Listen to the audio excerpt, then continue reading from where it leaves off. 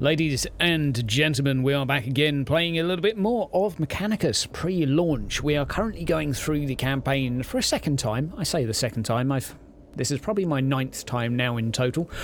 What we're going to be doing now is hopefully taking on board some of the things I've been learning as I've been making mistakes from the game to see if I can do a little bit better, see if I can learn from some of my past mistakes. Now, let's crack on straight to the cohort and do some customizing. Now, one thing I've noticed in particular is having a multitude of ranged weapons is definitely something I like having. Unfortunately, you need upgrades to be able to do this. So what we're going to have to do is unlock some extra augment capacity by leveling up. You can see 121 for my next upgrade.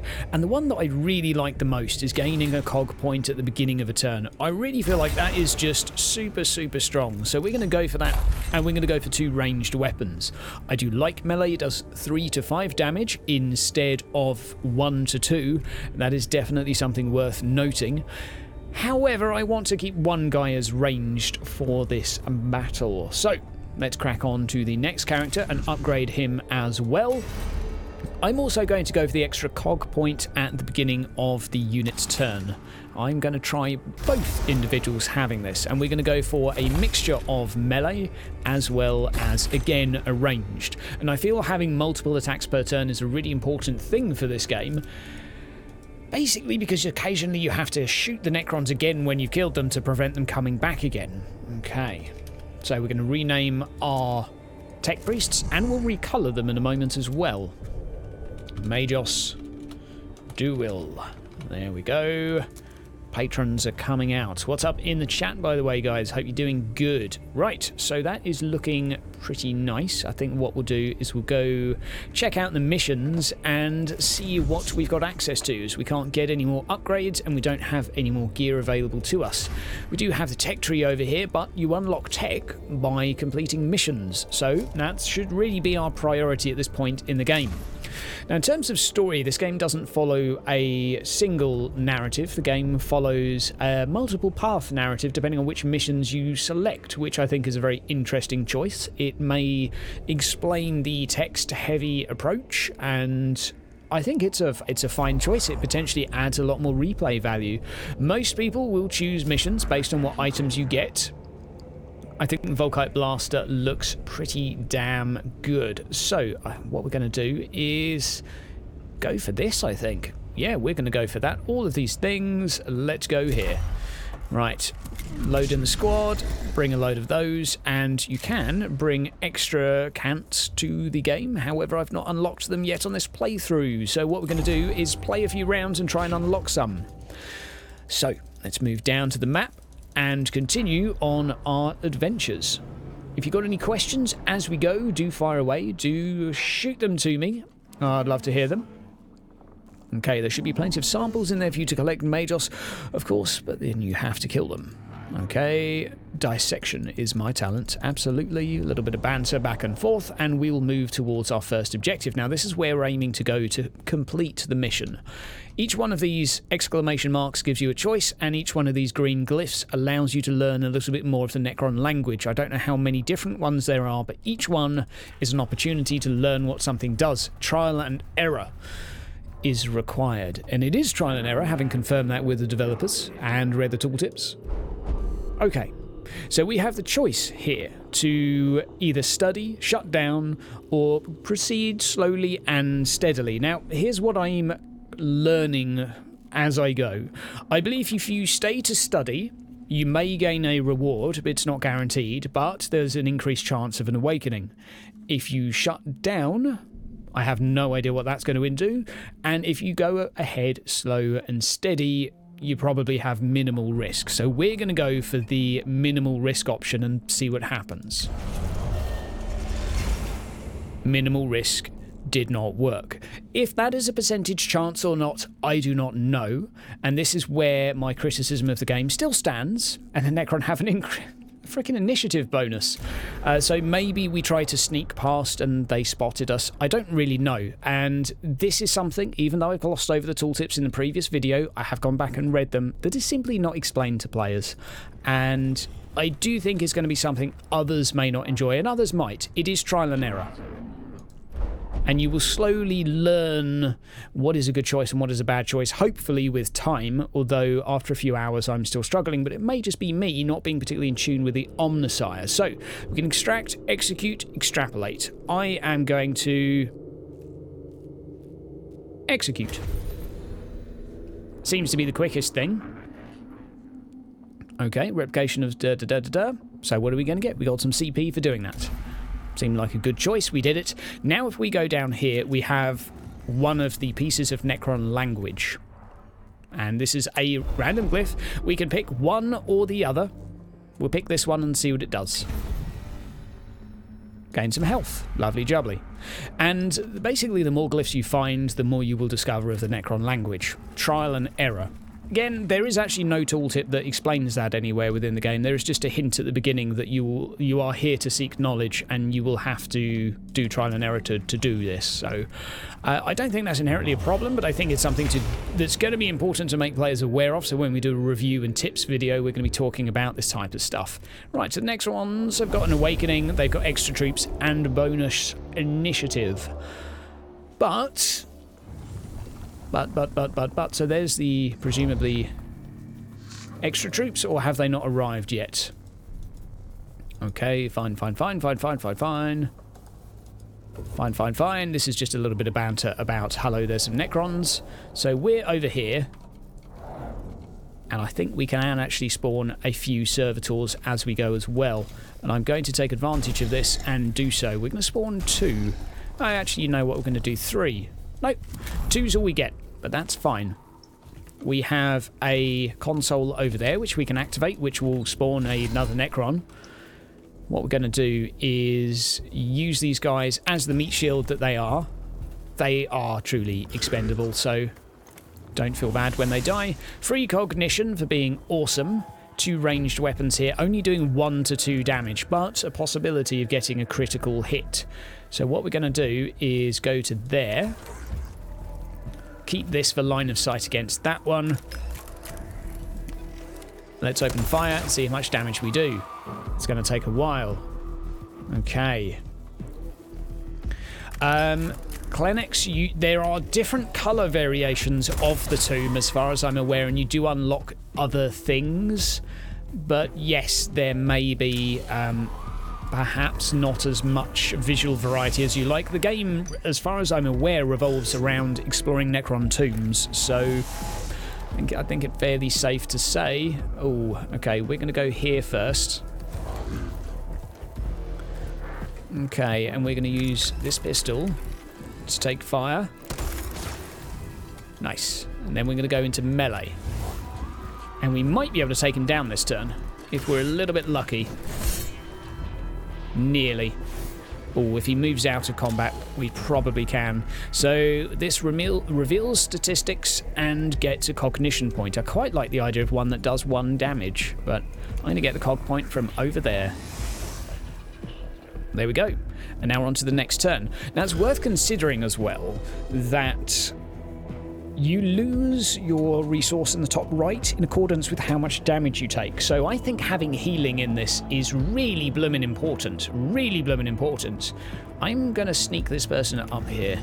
I will go for that console in a moment. There you go. I knew one was coming. I knew one was coming. How are you all doing in the chat, by the way? Lovely to have you back again for another spot of Mechanicus. So what we're going to do is spawn 1 here, spawn 1 there, and we're done. Might as well spawn them all. Okay, the UI appears to be clunky as if based off of a mobile game with excessive clicking.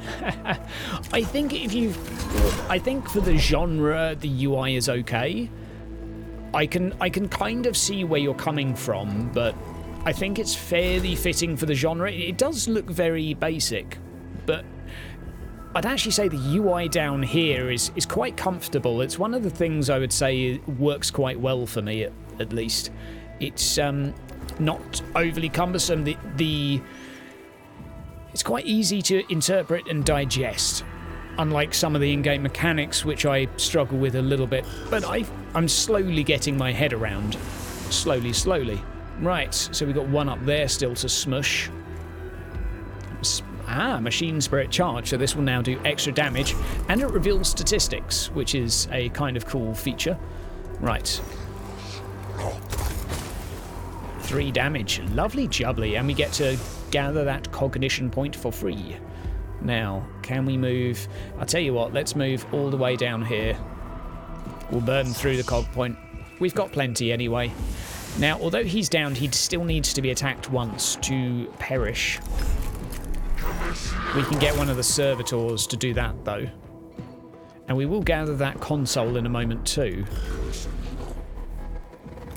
But I can see where you're coming from. I mean, the colours are very vibrant within this game, and I think for many people that would be something, you know, you instantly associate with being a mobile game, or maybe a Blizzard product. But I feel the colours are fitting with the, let's say, the current 40k aesthetic, or the direction that I think 40k is going in. Might not be the direction everyone likes, but if you look at the latest artwork from them, I think it's safe to say that they're going for this more colourful and youthful feel, especially if you look at the latest Rogue Trader advertising and commercials, etc. Definitely not the grimdark, gritty stuff that we may necessarily be used to, but... Now let's attack this. We're going low risk today. We're just going to complete the missions. You know what, actually, I think we don't need to be the grim neon future. Absolutely, Rob. Absolutely. You've got it. You've hit it on the head. Grim neon future. Yeah, it's kind of like, I don't know. I can kind of appreciate it because it looks more attractive on the eyes. I mean, I will be honest, I'm not a massive fan. No, I am a massive fan of the old artwork. You know, the really grim, dark, and slightly depressing artwork that was of the 40k rulebooks. Like the old Dark Heresy rulebooks. God, that had some fantastic artwork, but it was depressing at the same time. Everything had, like, spikes coming out of its spikes, and, like, every body part had a nail through it. Everything was just very, very sort of emo goth, grim, dark, torture, pain stuff.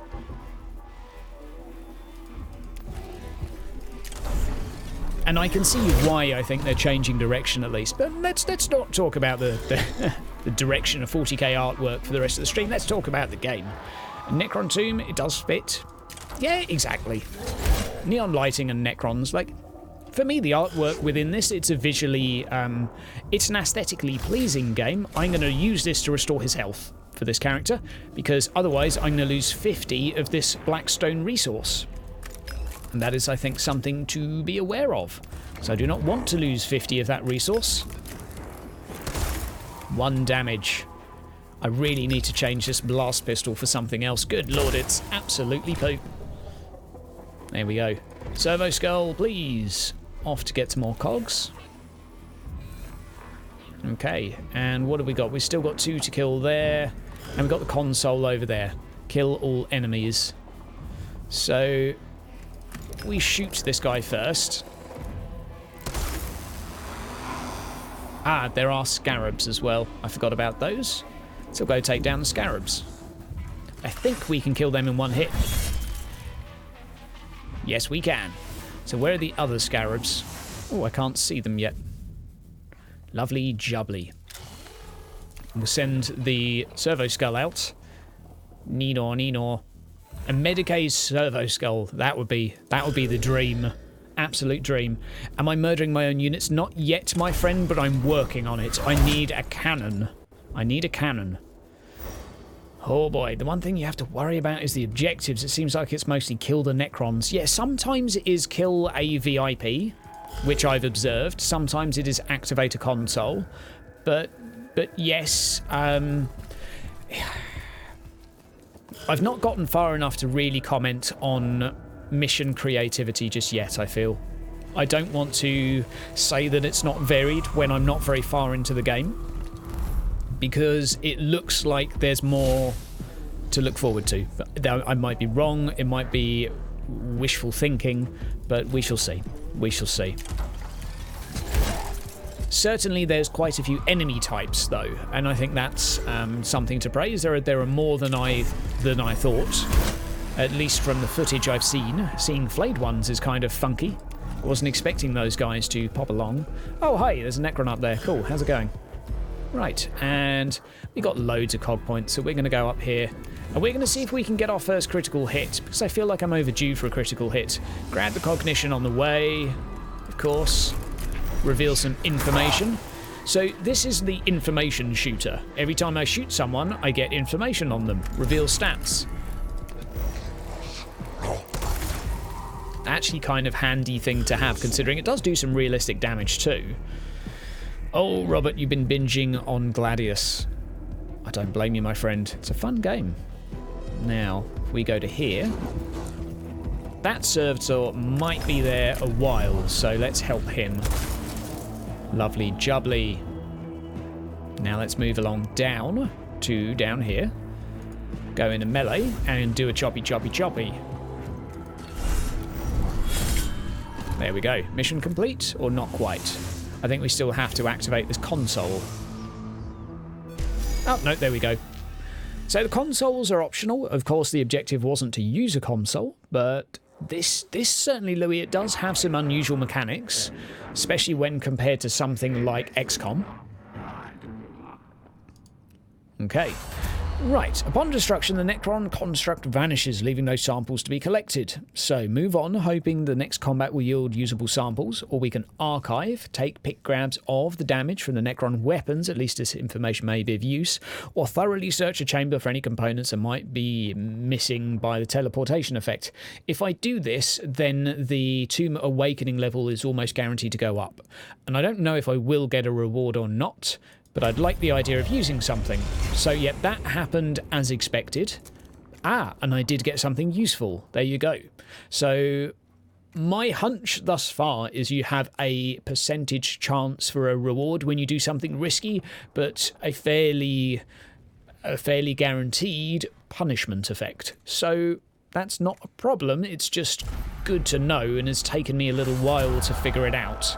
So, mission complete. Ta-da! And there we go. Lovely jubbly. So I feel I could have moved on to continue exploring the mission. Now notice I healed, so I didn't lose an extra 50 of this resource. I'm feeling right now that the actual 10 per single point of health missing, you basically pay to repair units after each mission. So yes, I got 245 plus a bit more for getting kills, but I would have lost up to 50 if I hadn't healed that single unit using a cant, which I could use for free, which is curious. Target has 50% chance to miss with its attacks for 1 round. That's actually kind of good. I quite like that. We may have to use it. It's not bad, the Omnispecs. Right, close and move onward. So now we can go to our cohort again. We can go to do, and I don't feel I need 2 of these pistols. What I would like to use is this Volkite Blaster, which is a lovely weapon, dealing 9 to 11 energy damage. And once its machine spirit is charged, it doesn't use cog points to use, but it does use 2 augment slots to use. So what we need to do is pop this in there, and I think we're going to need to upgrade this gentleman again. Now we can either... we can't go for that, we have to go for this. So our next upgrade is 134. So now we can select this armor and choose what we want to upgrade, extra movement or extra armor. I would probably say armor seems to be of a fairly high importance, but I could be wrong. Yes, cognition points are gathered either through abilities, enemies, or cog areas, or servitors if you've got them and they get whacked. That also gives you some, which is wonderful. Absolutely wonderful. I'm feeling like I'm going to go for actually dodge chance. He's going to be dodgy. He's going to be so dodgy. Right, now I thought we'd selected that. I could be wrong. Let's try that again. I must have clicked cancel. There we go. Right, so we can put that in there. Now he does only have 1 weapon equipped. I'd really like to upgrade him again so he can use another, but I feel it's not fair because we need to upgrade this guy too. So let's upgrade him. So we've got this at the moment for our 1 cog point per turn, and next weapon attack doesn't require cog points. I don't really feel is that necessary. Now we could do for something like avoid all opportunity attacks and +3 to movement. That I actually think is not bad for someone that's going to be in melee. Means that he can actually dart around and, well, be more effective in melee. Potentially pretty useful.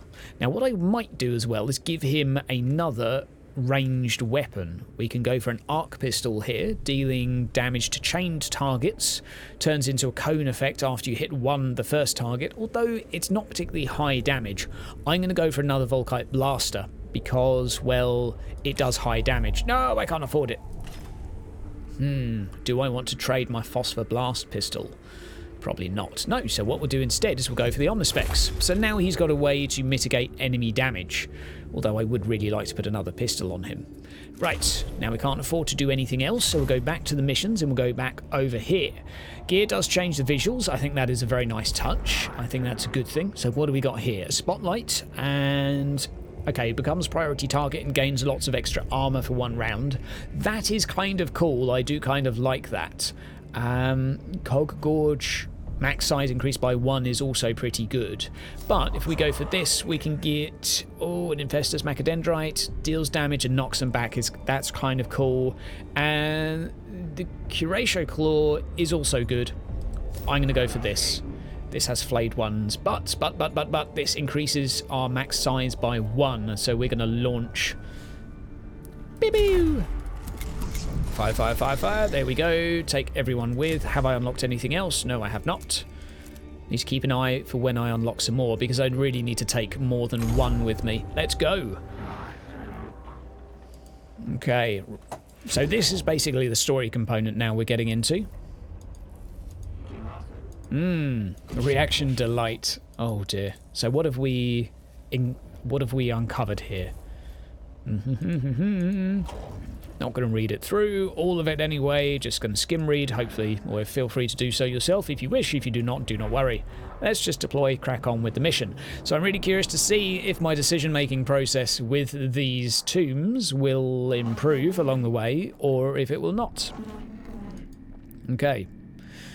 Right, concentration of Necron destroyers is playing Merry Hell with our... I love the playing Merry Hell. I love it. I love it. Skatara units in the tomb. Okay. They are highly mobile and heavily armed weapon platforms. Taking them on is dangerous. Absolutely. Absolutely. Servitors you can level up. Servitors you can level up, but you can't upgrade them in the same way. You get 6 potential tech priests and a bunch of other units, and you can choose what combination you want to bring. Right. So what are we going to do here? Mortally wounded Skatari lies on the floor of this chamber. His torso laid open by gorse fire. He was evidently caught in a firefight and left behind when his unit fell back. Right, it was likely they were attacked by a Necron destroyer. Might have witnessed their tactics up close. So what we can do is interrogate. Administer medical assistance may take a while, although I feel like maybe that would gain you some resources, and presumably this would be the fastest way to gain access. So this would gain you cognition, I would assume. This will give you maybe resources, and that one will probably end badly. That's my assumption. Let's see if this one gives us any resources.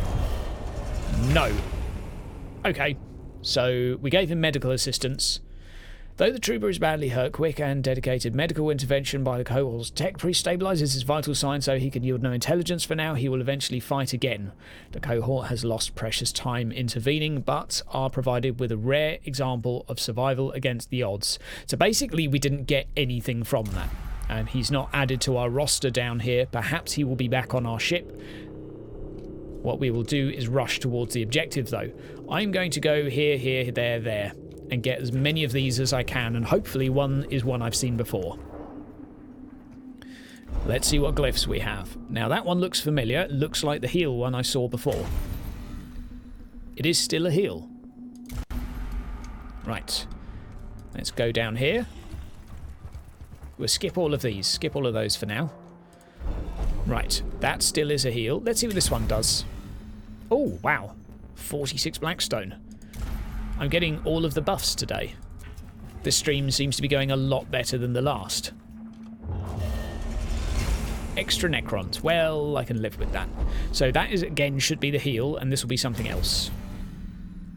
Extra Blackstone. Now, this might be because I've discovered it on a previous playthrough. I might be wrong, but they seem to be uncovered. They're no longer green. I'm not exactly sure if it moves between playthroughs or not. Right, here is our destroyer. Okay, our objective. Collect Necron Destroyer specimen samples. I would quite like kill or destroy targets. I think just destroy would be good. I don't have any cog points to do reinforcements, do I? No, I do not. Right. So this looks like it might be tough. Oh, the reinforcement. So he's going to come around here. I think he's going to come for melee. Let's have a look. Destroyer. Doesn't really tell me about his weaponry or anything of the sort, so I'm going to move you to... This guy's only armed with a cannon, so I'm going to put you there. Servo skull down there. Gain some cog points, because I'm going to need them. And I can't go on Overwatch, so... Enhance analytics, can't... Nope. End turn. Right, and I'm going to put this guy over here. And what is the cooldown on this? Cooldown 2 turns. I'm going to use this on him. Oh, I can't because of line of sight. Fair enough. I appreciate this. Servo skull, off you go. Yeah, the destroyer model does look pretty damn nice. What we'll do is end our turn. Notice we have avoiding opportunity attacks now engaged. Let's zoom in down here. Arm's gone through the wall, but we're not going to complain about clipping. Clipping in some games is just an inevitable fact of life, I feel. Now that will actually do. Just the 2 for now. I need to save some cog points. Right, you are going to delay your turn. And you are going to go just to there. And end your turn. Now, where are you going, Sonny Jim? Yeah, I didn't see that ending very well for him. Right. So we have our pistol, which we're going to use to open fire out of range. Fair enough. So we're going to go right the way up to here. Now we're going to open fire with our pistol. The missions, I believe, are a consequence of each other, so I don't know if they're necessarily randomized, but there is, as far as I'm aware, an array of various missions to do, or mission types to do within this game. Now, if I go up here, I will be in melee with him, and I will get to attack him again. Yeah, that's actually not a bad shout, because I've got enough to use these various weapons against him. 5 damage, lovely, and a 50% chance to miss. So I think that's probably a good shout here. An end turn. I'll take a hit. I'll take a hit. Through pain, you will indeed find some wisdom. Oh, you're not going to run away from me, you fiend. The kiting howly cow has begun. Right, so it appears we're engaged in a kiting battle now. Wonderful. It makes sense. I mean, he's ranged. I shouldn't really be too surprised at this. And unfortunately, I've put myself in a terrible position. I put this person down here thinking that he would come in, so this is nothing other than poor decision making on my part. And I kind of just have to end the turn now. Oh, Necron's awakening. Okay, they reanimate faster. That's just wonderful. And Scarab's wonderful. I think this one's going a bit down the pan already. Now, I am going to put a servitor there. Oh, I should have done 2, shouldn't I? I really should have done 2. Right, now I do have the opportunity to delay turn here. And I think I'm going to take advantage of that. I will send... Actually, I will just delay turn. We're going to use him to attack. Uh-oh. I agree with you, Rob. Uh-oh. Oh, he's moving away as well. Don't you dare. Oh, it's okay. You're allowed to shoot servitors. You're allowed to shoot them as much as you like. Extra cog for taking damage. I'll take that. Right. Oh, you come back here, you fiend. Uh-oh. Goodbye, sweet prince. Goodbye. I feel like that guy has had 2 turns for this guy not having 1, so I'm slightly confused that he's dropped down on the initiative order there. Although the initiative order is up here. So, yeah, Major's Duel is, well, this is basically not going very well. This is now a loss. I think that's fairly safe to say due to my tactical blunder of choosing to put someone there that really didn't belong there. But we do have a cannon. He has 11 hit points, and there is a very small chance that this will do 11 damage. Did that do anything?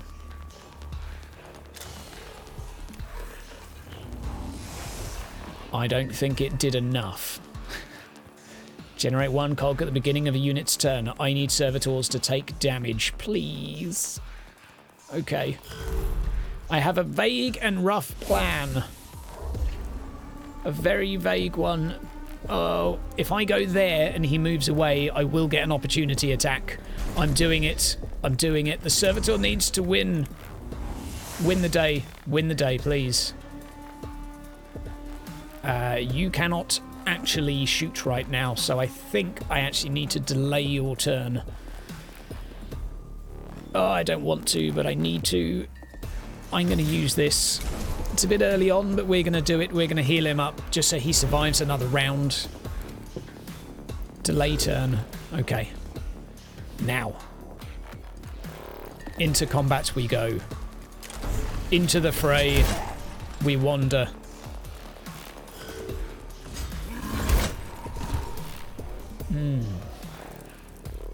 I believe, Craven, all of them are story missions of sorts. Ah, is that victory? Yes. Oh no! No, do I have to kill all enemies, you fiend? How dare you do this to me? How critical hit! Oh, come on, that's just rude. And the Necron Destroyer comes back in 2 turns as well. Right, so this looks like it's going to be a little tougher than I actually imagined. We're going to have to play this fairly sensibly with this Caped Crusader over here. I'm going to go right the way down just to there. That's right. You are now... that was probably a bad idea, actually. It's now just going to take a lot of damage. But that will get me cog points for taking damage. So maybe you could make the argument it was planned all along. Right. I'm going to go up here. Problem is, unless I get a critical hit, he's going to be reviving himself very soon. Because, unfortunately, I do not have a means to hit him again. Ah. Well, how many turns do you come back alive? If I go down here... I could, in theory, go to there, get the cognition point and shoot that one. Let's try it. Let's see if this works. Grab that, shoot him.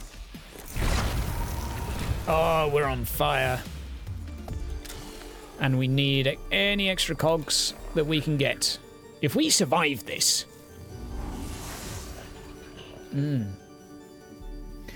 That's a good idea, Rob. That's a very good point. I mean, I have the impression that Mutant Year Zero is much more of a narrative focus, much less customization. Just look at the skill tree within Mutant Year Zero.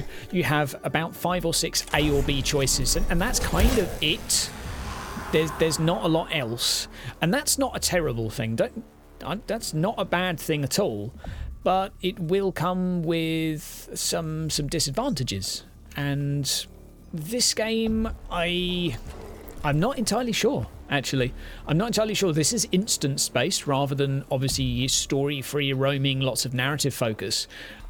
Obviously, this doesn't offer you the same degree of customization than XCOM does, but then nothing probably will, given XCOM is a well-established gaming franchise. But this game does have very different mechanical features which separate it, and I think that needs a little bit of praise, potentially. Now, I could shoot him. I'm going to shoot these because they're going to kill the servitor, and I really, really need him to still be doing damage. I can't really afford... I don't really want to have to run away. I wonder what the Scarab's movement is. That would be good to know. I'm going to move up to there to get that cog point. Num num num num num num num. I would say this is simply a mechanical alternative to XCOM rather than a direct competitor, because this game doesn't offer you percentage chances to hit. This is a guaranteed hit if you shoot. And I think, oh, excellent. Absolutely excellent. Good job, that man. Now, next round, then his go, then that, then that. Okay, so I think what I'll do is I'm going to move away a little bit. Let's change the camera angle a little bit here. And yeah, that will do. I don't want him to get attacked because I feel I really need this extra servitor. Now, I can kill this in one hit, or I can kill that in one hit. I'm going to kill him because he has range damage. Ah, critical. Fantastic. Fantastic. That was fortunate. Hot dang diggity. So my early blunder has gone okay, primarily because I have a weapon that's bloody awesome. Cognition points. I know. Very clever. Very, very clever. Okay, and now we can finally finish here. There is a terminal over there, and as much as I like the idea of getting it, I'm just quite happy that we managed to complete this mission. Well done. Well done, that squad. Well done indeed. So, yes, this is a mechanical alternative to XCOM, I would say, because it just simply operates differently. You have guaranteed probabilities to hit. You have a lot more action economy per unit than some other games. So you can move, shoot, move, shoot, move, shoot, and expend everything you've got and use cog points for extra action economy. And I think it's a really cool feature. It's a nice idea to do something different. And managing that cog economy during the game is what makes this combat different. Okay, so I lost 120 there. That is unfortunate, but we did complete the mission. And, okay, we didn't... Thankfully for the mission bonus, we will get some recompense for that. And the cog size increased by 1 is mighty. And we found 86 as well. 253. So, let's see how much we get overall. Close, back to the ship, 500. Oh my word, yes. So we go back to the cohort now. We go back to Dewey. We should be able to upgrade each of these at least once. So I'm going to go to the disciplines. So we're currently rocking generate a cog at the beginning of every of the unit's turn. And collect all from one source is kind of okay. Cleanse of negative effects is kind of okay. But ranged for ranged weapons, I do like. I do like indeed. What else do we have access to, though? Is there anything else that is attractive? I actually think, you know what? I actually think the +4 range is not bad at all. Range is underrated, I would say.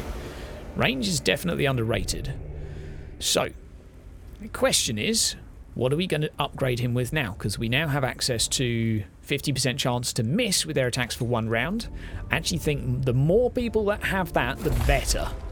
Although, yeah, we'll save this spotlight for our tanky compadre over here.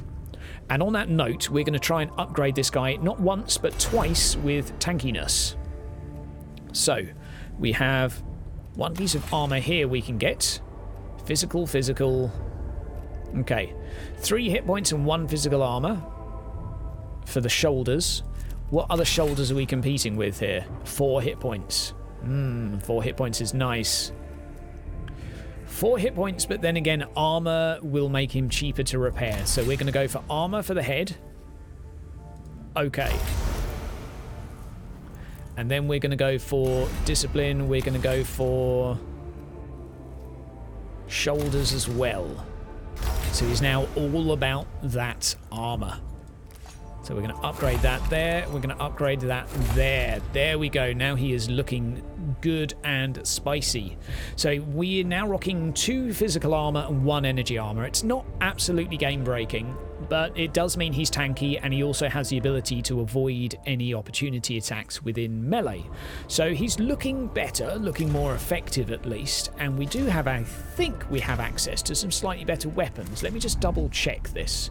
If we go over to here, we obviously have a Volkite blaster, and I would almost like to exchange something here. Let's get rid of this and give him another ranged weapon. 1 to 2 damage might be useful. Reason being is we can shoot a Necron to kill it with this rifle and then shoot this so it can't repair in the same turn. I think that is probably a good idea. What we'll move toward for this character is using the spotlight to make him the priority target, and he will have a good amount of armor to make himself nice and tanky, and this has a 2-turn cooldown.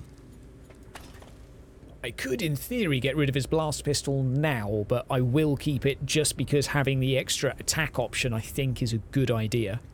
So, Brother Guardian Zirag, how you doing, my man? Off to do the next mission.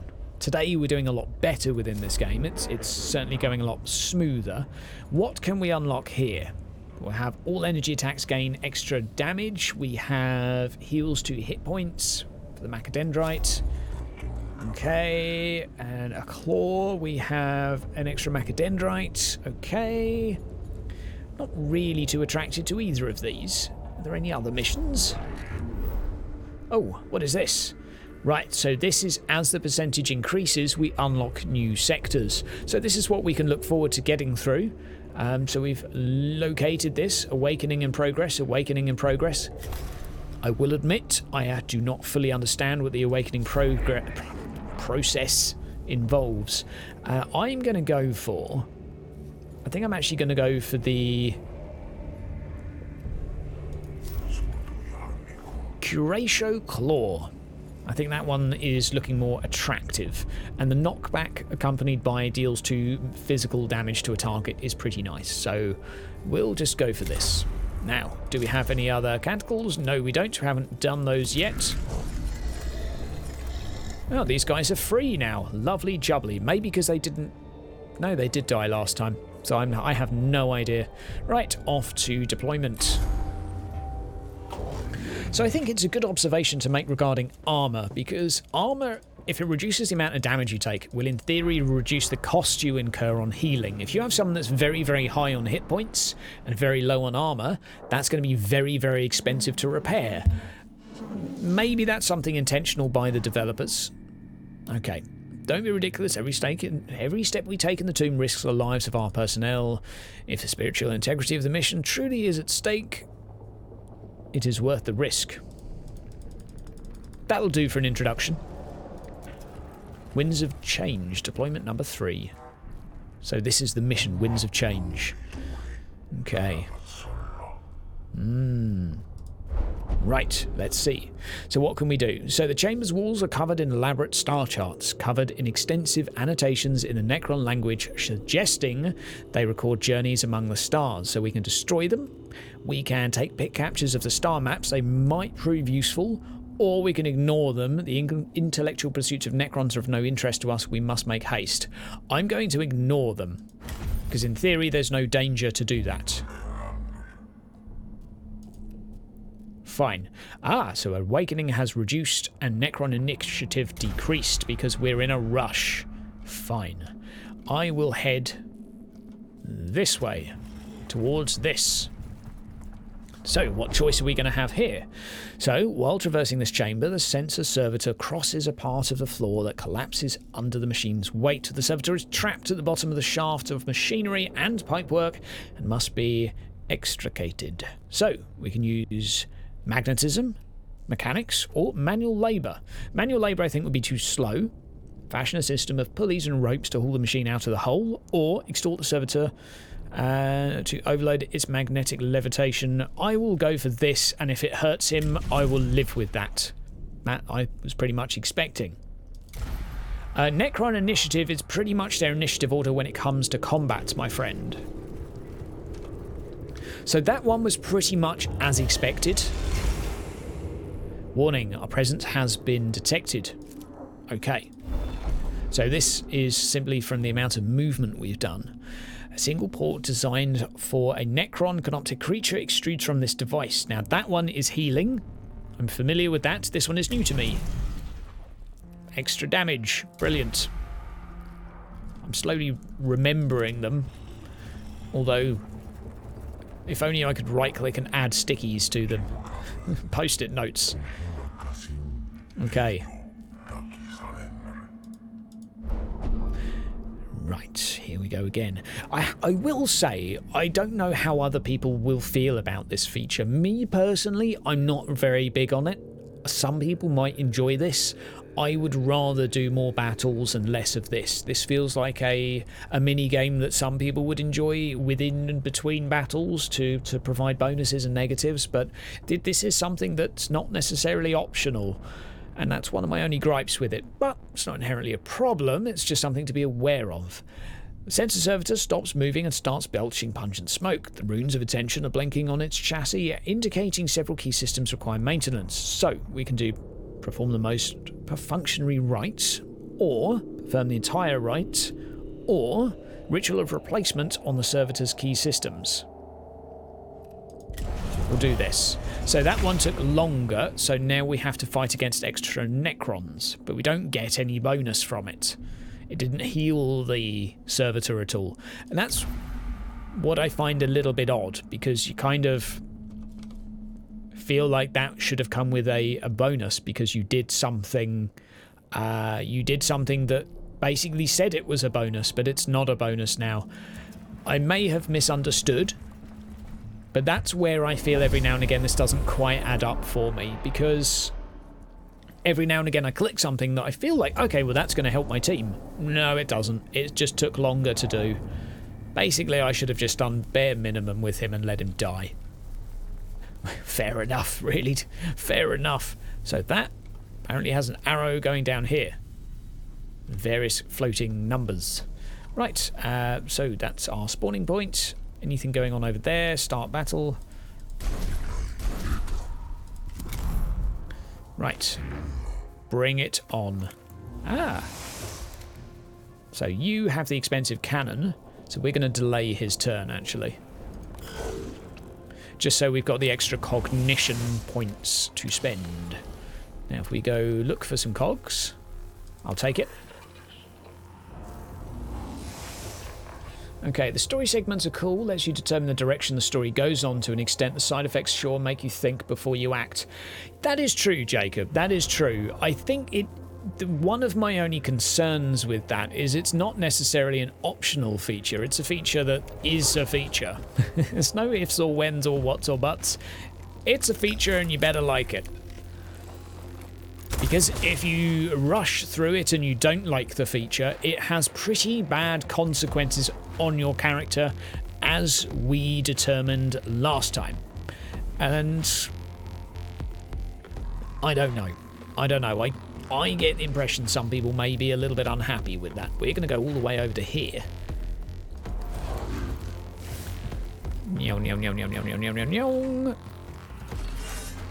Now, this will detract from my ability to fire the cannon, but I did manage to whack him in melee. I think what we're going to do is we're not going to be able to use... Now, we'll do that anyway on him, so he's a 50% chance to miss. We're not going to be able to use the super cannon down here anyway. Opportunity attack for moving away. Let's see how much damage we mitigate. Only 2 damage, so I presume a Gauss weapon is energy. It doesn't actually tell you, but I think that's a fairly safe assumption to make. If it is on the tooltip somewhere, then forgive me, but I have not been able to see anything. So, we have 0 cog. And we can take fire here.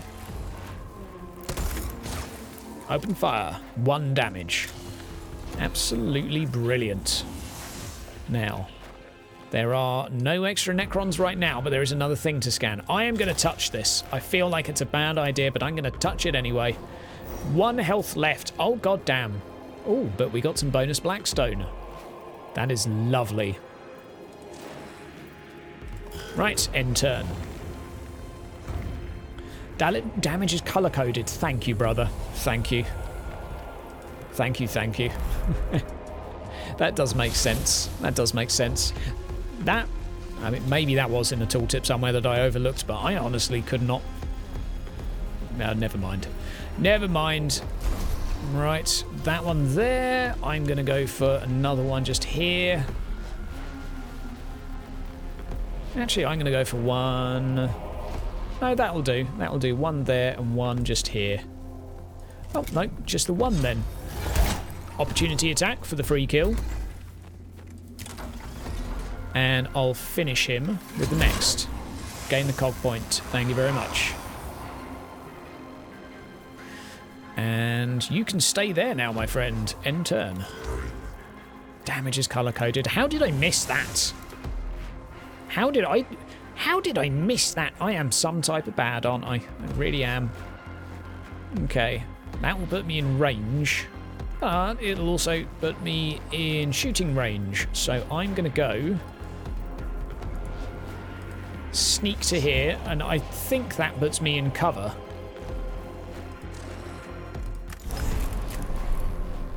Out of range. Well, I'm gonna stay there and assume that is behind cover. One would hope so. One would hope so. Onward ho. So let's try this. Nope, that ain't gonna work. So what we can do, fortunately, because we avoid... Oh, he doesn't get an opportunity attack because he's not using a melee weapon. Right, 4 health left, 2 damage taken. If we go here, now we can take a swing. Come on, let's have some damage. Not bad. And then we'll take the cog point.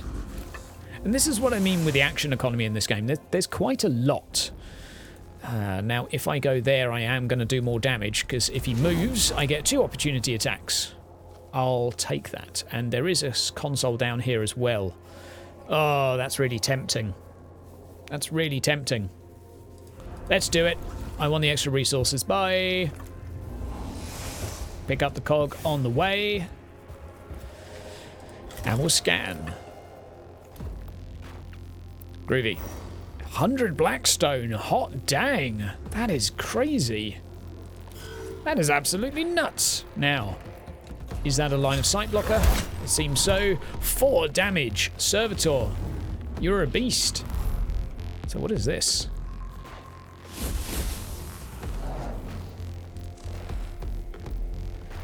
Now, presumably that is some form of transportation device. Some form of moving platform.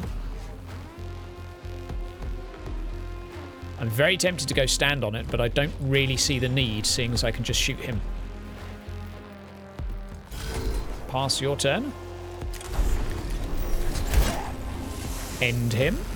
This is going rather well. This is going rather well indeed. Extra cog point down here. We'll move to there. Now, I would like to heal Major Tyne before the next turn, but I don't think 6... Well, he's going to die very, very quickly. And unfortunately, on the active unit is how this works. So, unfortunately, if I blow him up right now, I do not then get the opportunity to heal him with my cant. Which is unfortunate because that would have saved me another 40 resources if I had done it in that order. That's an interesting mechanic. It's not inherently a problem. But I think it makes healing very, very strong in this game as it has such a direct influence on economy. It also features into the fact there's no permadeath. There is no death feature. You simply pay to repair. Oh, it was only -20. Okay, that wasn't as bad as I thought. I thought he had 12 hit points for some reason. So, now we have a lot more extra stuff. Some extra bits and bobs, an extra claw. Wonderful. We're going to close right there. Now, we've got an extra cant. The next physical attack will deal +3 physical damage. That's actually not too bad for the melees. That may even be useful. Maybe even a servitor could get a kill. Mind you, I shouldn't badmouth the servitors. They really are quite good. Let's see what we can do with this gentleman. Let's see what other upgrades we can go for. Reveal enemy statistics when in melee range. I think that is potentially something quite exciting. Now, this could be useful too. Extra physical and energy armor if you don't have a ranged weapon. That does interest me. That does interest me quite a lot. I'm going to go for this upgrade. There we go. One extra upgrade there, and let's see if we look at his next upgrade, what can we get? So we have, bearing in mind we have a helmet and shoulders, so we can't go for the helmet, but we could go for this or this. +1 physical damage, not terrible. Max hit points, max movement, not terrible. Maybe not exactly what I'm after right now in life. Let's see what else we can do. Let's see what else we can do. Let's see what else. If I go back to close that there and the other gentleman, let's see what we can upgrade him with, because I want to be fairly even with my care. Now, bearing in mind he has gloves already equipped, which are giving him a dodge chance, which I kind of like. It's kind of cool. Movement and health. Energy damage. Well, that's cool, but I think we'll go for movement and health. And that looks pretty cool as well. Just want to equip some of these things. Oh, look at that. Look at that. That looks absolutely gorgeous.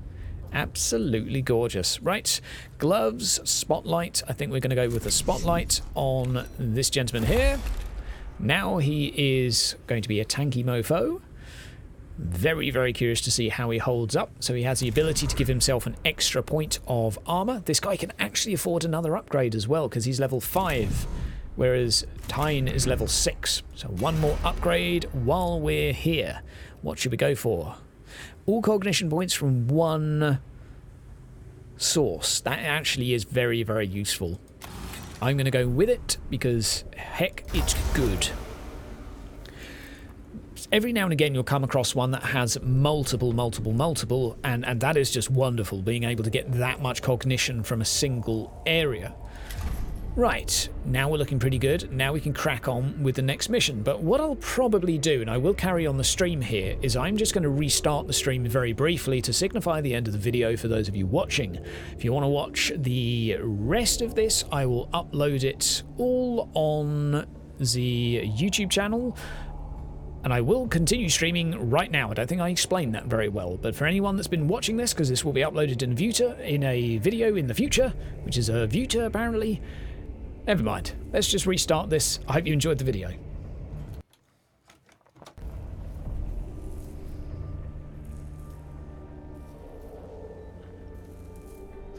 Now, for those of you that are still here streaming, we're going to continue. Sorry for the confusion, but it takes about 18 hours for YouTube to actually clip a video. So by the time it clips this, it's going to be way too fucking late. So that's why we're basically continuing now. Let's continue with more missions. Sorry again for the confusion. Skitari Ranger level 1. That's going to be nice. Oh, absorbs 5 damage to allies in range for 1 round. That is also kind of cool. I will take that. I will take that indeed. Launch mission. Fire torpedoes. Take some of these. We'll take that cant. Next one takes physical damage. Pop that in there. And that's all the ones we have access to right now. Let us continue. You know what? I can't believe the fact that I missed out that the damage is color-coded. I can't believe I missed that. Madness. Madness. Okay, so here's the story aspect. You can always pause the video if you want to read in between. Just pause and unclick. Pause. But. I feel like it would be a rather long and slow stream if we were to read through all of this. As there's quite a lot, which is both a good and a bad thing. Right, so we have an objective here and an objective there. So what we'll do is we'll start off with the objective close enough. If you want to complete missions, just go straight for the objectives. It makes it a lot easier. Giving enemies buffs makes things a lot harder. Why would you want to get a ranger if you have a radioactive vanguard? Well, it's a good question. It's a very good question.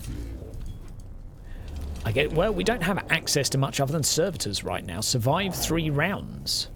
Well, I'm planning on surviving a lot longer than 3 rounds. I'm planning on murdering a lot of things that are coming near me. Right. Come at me. I'll take the cog point, and I'll tell you what we'll do is range 5 meters. I'm going to delay my turn, I think. I'm going to delay his turn as well. I'm going to allow them to move into range. Oh, I didn't think they had ranged weapons. I thought they were melee. Never mind. Acid. Oh dear, that's going to be annoying. Oh, you can gather cognition. You fiend. Right. Let's gather that. Nom nom nom nom nom nom nom. Over to here. Fire the pistol. That will give us some information on how much health he has. 8 health. Damage absorbed. Right, so if we go into melee, protect yourself against that, you grubby bug. Now we're going to have to wait and hold fire there. Oh, that acid damage is going to be a problem, isn't it? Right, now if I move to there, use a servo skull to gather cogs. What? There's no cog points. Oh, you son of a bitch. There are no cog points. Yes. Oh, thank you. I was nearly very unhappy. Right. Fare thee well. That's how you do it. That is how you do it. You don't even mess. You don't even mess around. Now, I can go to here. But if I go there and shoot him, it's not going to do any damage anyway, so I'm going to go there instead. End turn. Ah, flayed one. Hello. Oh, very nice to see you. Welcome, welcome, welcome. What are the green Necron symbols on the mini-map? They are glyphs. As you progress through the game, you basically, through trial and error, figure out what they do. And that's that, really. Right, 50% chance to miss for 1 round. I am going to charge into combat here. I think this is a good idea, but I could be wrong. This could backfire. Right, we're going to use the cant of extra physical damage. Yep, both of my guys get extra physical damage now. And we're going to use that to chop this guy up. Please do 8 damage. No. Okay. And I can not use anything else. Oh, 2 more turns of acid damage. How upsetting. Ouch. Right. Now, how much movement do you have? Not a lot. And how much damage will that do? 1 to 2 damage. That will not do much. I think it is probably a good idea to run. I don't think he'll be able to get in movement range of me, so I'm going to move there and move there. There we go. Tells me how many hit points he has. So he had 5 hit points. That's pretty good for me anyway. Oh, the acid damage continues. You sucker when it comes to 40k non-humanoid races. You'd love to see a game where you play as a Tyrannid. Oh my word. A biomass game would be just simply amazing. Oh dear. Survive 0 rounds is my objective, so I think we've already survived. Kill all enemies. Oh, okay. Well, I can do that. That's not too bad. Done. Okay, these guys don't have a lot of health, so it's quite Is it my go? Yes, there we go. We'll finish him first. Now we can go all the way over there. Now, how many enemies are there still? There's still quite a few, so I'm going to hold fire for a moment. I'm not going to rush into using any particular abilities. I will gather some cognition points, however.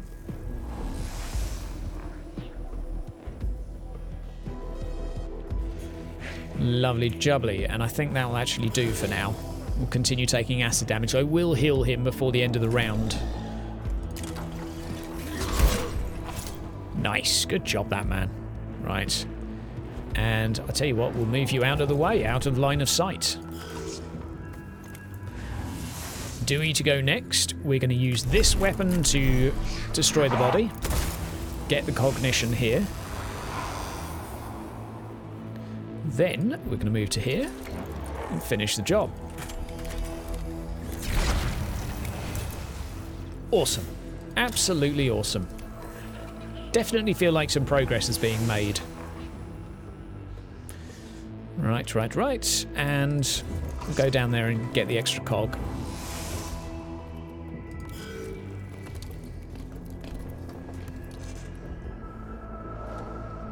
Okay.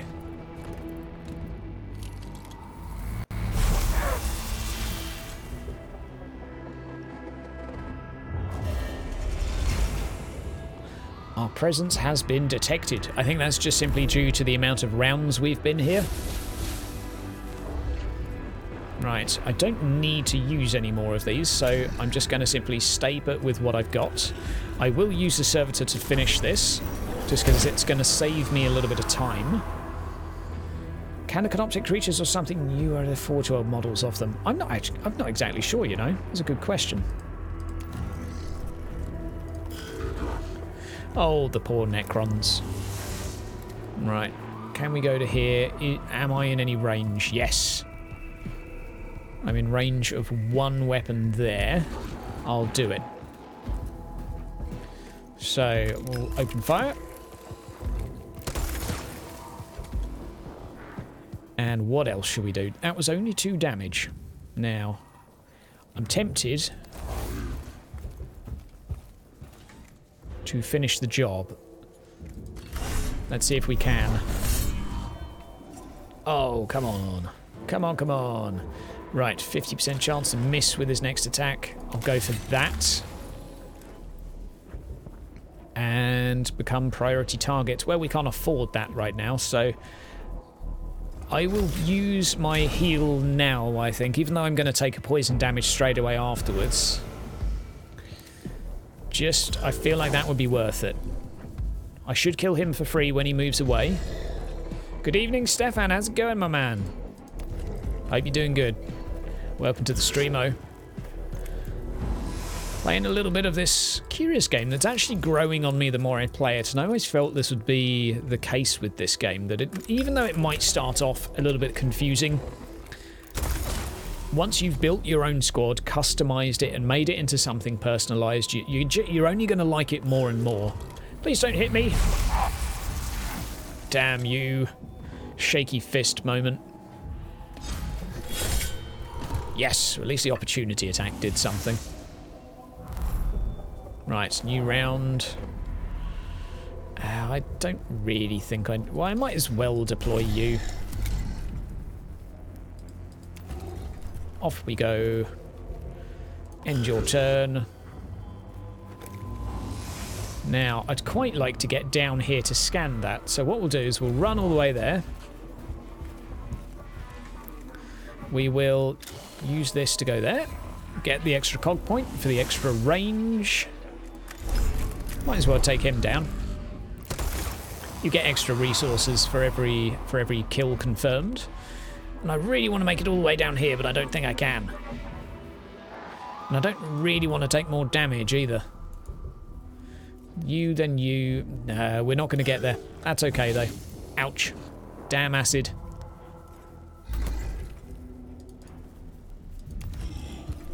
Hope everyone in the chat is doing good. Hope you're doing good. Oh, the extra cog. And how about... Oh, hang on. Let's try that again.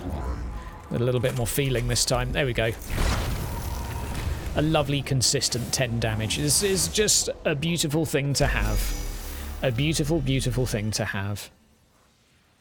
So useful. Right, I'm going to have a little sip of coffee as a reward for that.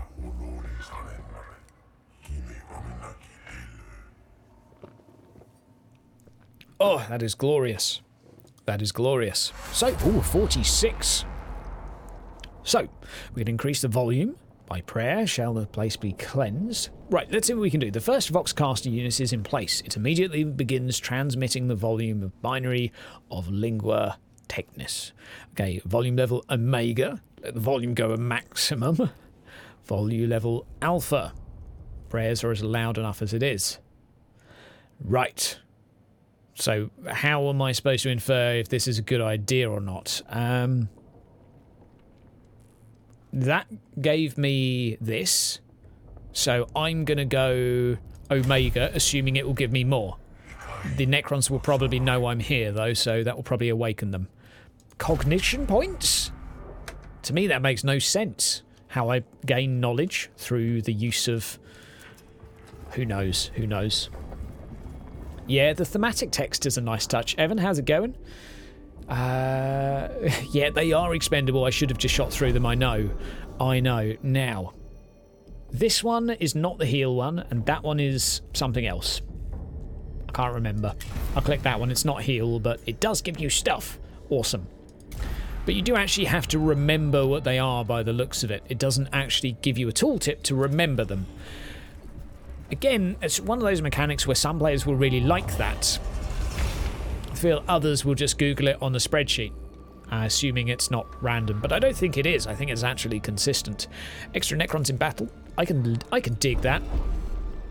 What does this do? Right. I'm going to click this one. I think bad things will happen. Oh, that was one I didn't know yet. Okay, cool. Now we can go down here and then finally to the objective, and there's going to be extra enemies on the map. And I've lost some health. Wonderful. Right, the cohort's communications pick up a transmission played in a binary adjacent Xeno language. That can be interpreted as a distress signal. It is originating from the next chamber and is transmitted only in the very local area. Right. Should we observe? Should we engage? It's a Xeno language, so I feel like if you engage, that could go wrong. If we observe, then that could go wrong too. I have no fucking idea. I've no fucking idea. If we attempt to answer, I mean, it's a binary adjacent Xeno language, so it's a Xeno language, so finding the source of it's probably a bad idea. I think observe. Yeah, so now the Necrons are... Now that basically took a bit of time to do, so that means that now I didn't get anything from that, though. So the transmission is a looping distress signal that peters out into the static before restarting. It sounded like the final words of a dying ship. The uncertainty of its origin or the reason it's being played at the tomb is far more disconcerting than knowing the truth. This is one of those situations. Now, it's not a big deal for me. This is not a game breaker. But you sometimes feel like you might get something, and then you get nothing but punished. It's not a game breaker, but for some people I think it might be a little bit sort of, Right, a swarm of tiny scarab-like constructs emerges from apertures in the walls and begins scurrying all over the Voxcaster, chewing through the casing with their steel mandibles. Well, shoot them. What should we do? Clear away the scarabs with the cohort's melee weapons. Clear away the scarabs with the righteous application of flame. Protect. I will go with purge. I feel that this will end badly. Okay. Excellent. Extra Necrons in battle. But we did get Blackstone. So it was all worthwhile in the end. Now we're on to the... we've completed the mission. What? There's no combat at the end? Well, that's a bit less fortunate. There was me thinking I was absolutely buggered. Well, I thought every mission ended in combat, so that's reassuring to see that it doesn't. Lovely jubbly. Got some extra stuff. Mission successful. Got some bits and bobs. Refractor field generator and the Skitarii Ranger level 1. Close. Next 2 attacks will ignore all armor. That could potentially be very, very useful. Oh, wow. Gain 3 cog points. Blessing of the Omnissiah. Nom. Max the machine spirit of all weapons. That could also be useful, actually, because some of those weapons will do more damage when their machine spirit is maxed. Now we can go back to our bucks, and we can look to upgrade them. If we go over to Tyne, over here, we're going to go to the disciplines, and we're going to see what we can upgrade. Unfortunately, you can't see what the armors are in these trees. I'm actually tempted to make him into a semi-healer as well. Although, electric generator, I feel that one was worth doing. That one might be worth doing. I feel like then we've gone as far as I'd like there. Cleanse passive effects. That I like the idea of. I'll take that. I will take that indeed. The idea that I can cleanse units is cool. Now, what do we have access to thus far? We have a shoulder and we have a head. So we need a hand, +2 hit points, or legs. Oh, hit points and energy armor. I'll take that. I'll take that indeed. Right, legs. We are a true mishmash, but Tyne now has a little bit more armor. Hit points and energy armor, physical and physical. So now we should have quite a bit of armor in total. Although it seems to only say that we've got 1 over there. Now we have none. Let's try re-equipping everything here. Okay, now we've got armor. Ah, we have found a bug. Now we have 2 of each and 15 hit points. Oh my god. How many techs can you have at every point? You can have 6 active at any point in a mission. We'll go back to that screen in a moment. It's probably the best way to demonstrate it. And we have 1 empty slot here. And I think what I'll do is I'll probably go for the Curatio Claw. Or absorb 5 damage to allies in range for 1 round. I think that's probably not a bad shout. What could we do to get rid of this? Extra armor I think is probably a good one. That's not bad either, really. I'm going to go for a healing claw instead, because I think that's kind of cool. Although, maybe absorbing 5 damage every 3 rounds is better. I actually think that probably is. 5 damage every 3 rounds, because that can apply to people nearby as well. Now, we do have a blast pistol. Can we upgrade that with anything? No. We don't really have anything better, do we? Yeah, we're not doing particularly well on the weapon front in terms of variety. Rank 8... versus the lowly rank 6 Dewey, who's still getting a lot of kills, though, to be fair. Now, Dewey, what are we going to equip for you? What do you have access to, or what would you like? We could go with healing. We could go with knocks back and do some physical damage. Or maybe we could give him... oh, what should we give him? I think healing probably makes a bit of sense. I think that makes a little bit of sense. We've got that down there as one of the extra abilities he could use. Tech. Mission. Let's go onto a new mission. Report the bug. Bottom right button. I have been DMing the developers with bugs as I find them, by the way.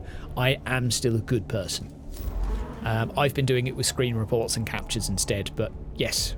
Do remember to report bugs. I'm doing my part. We should all do our part. Right. Do you have the knockback claw? Not yet, but I'm not desperate to get it. Right, what does this do? Single target ranged attack reveals target statistics. 6 to 8 energy damage to a target, and it's quite cheap. That's quite attractive. Ah, the Sanctus Canister, which is pretty decent as well. Extra damage, movement, and all of those other ghibli bits. So what else can we have? This one I'm not too fond of. That one's kind of cool, and this one does give me an additional tech priest. We need this. This we need in our life. We need this. Right, tick tick, and We'll go for 2 Skitarii Rangers, and we're going to... Oh, what can we do here? You have to cycle through like this. Max the machines. I feel like you could probably mouse over each one and it would come to the forefront. I feel like that would be a better way of navigating this, but, you know, it's not a deal breaker. Just a small observation.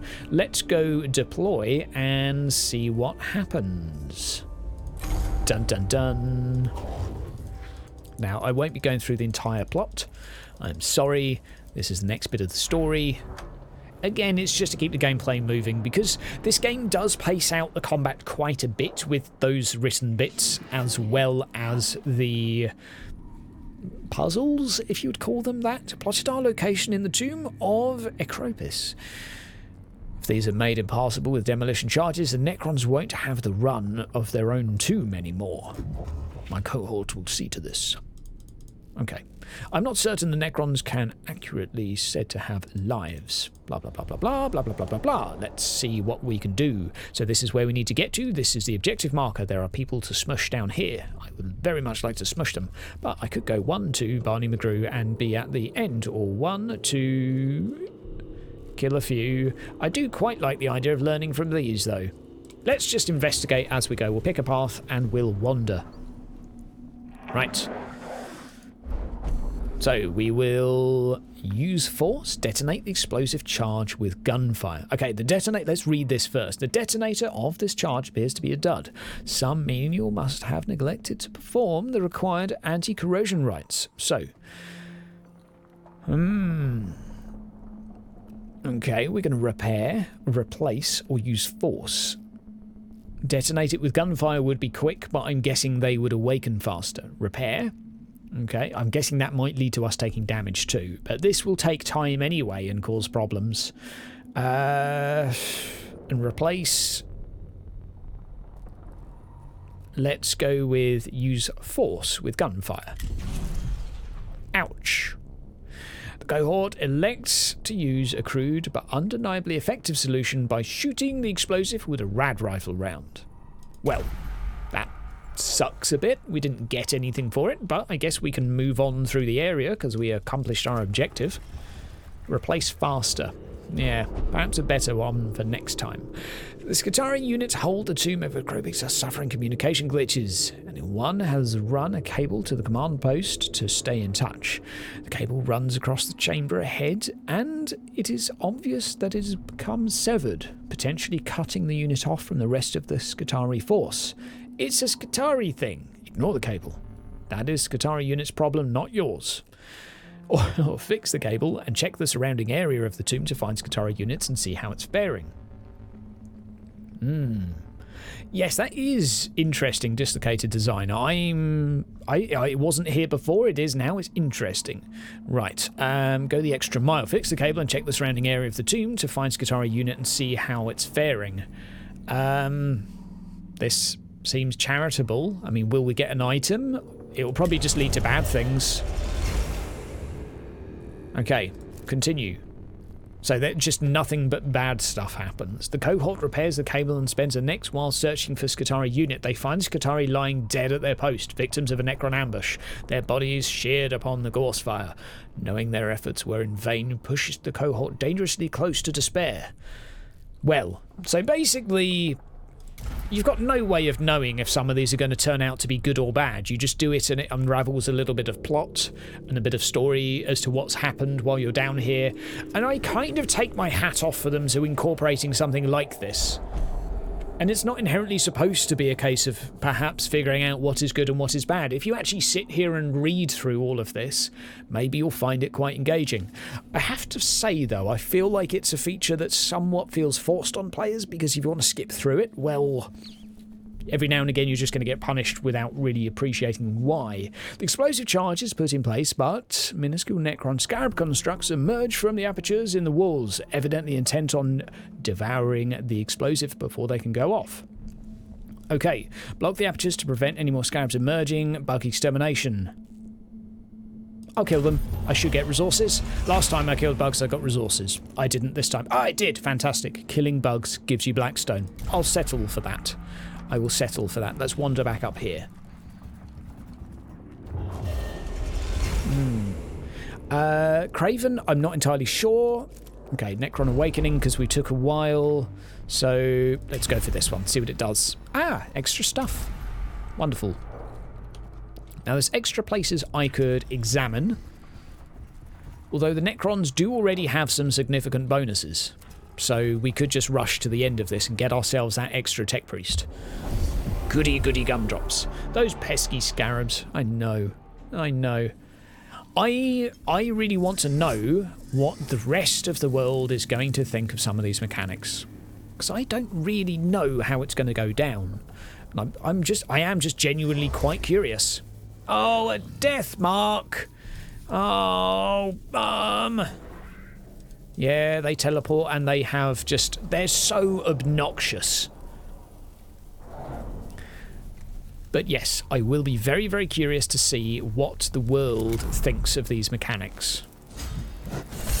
Oh, well, that went well. Don't you dare shoot me. Oh, ouch. Sometimes they hit for like 6 or 7. Right.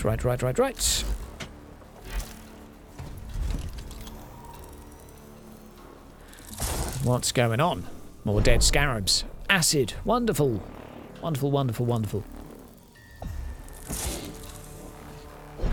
Okay. Ah, we get to attack. Right. As much as I would like to attack now, I really should actually wait a moment until he's gone. Then we'll have enough cognition, so we'll delay. Now we will use a servo skull to do servo skull things. Nom nom nom nom nom nom nom nom nom. Now I think it probably best to... unfortunately, if we attack, then, well, I feel like we kind of need to attack. So we're not going to have enough to use our super cannon. I might as well use this ability then. And...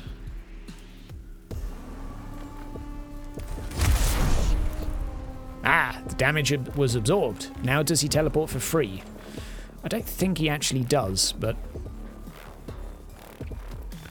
that will do. Canticles, what do we have? Ignore, restore... that will do, that will do. Oh, acid. So annoying. Having regenerate health on here would actually be quite a nice touch, I think. Yes, desiccated design. I think so too. I think so too. Yes. Having the... only 1 to 2 damage there is going to be disappointing, isn't it? That's actually going to be a bit disappointing. Where can I go that will lead to wonderful things? If I go over there, can I go up here? Right. I can go up here, get the cognition point. I only have to survive 3 rounds. I mean, that's overkill. That is overkill, but it's a dead scarab. And I will maybe have enough cognition next turn to do stuff and things. Let's go from there. We do have a heal. Oh, we have a heal available. We have 2 heals available, actually. Extra free cognition there. Now, Skitari Ranger. Servitor.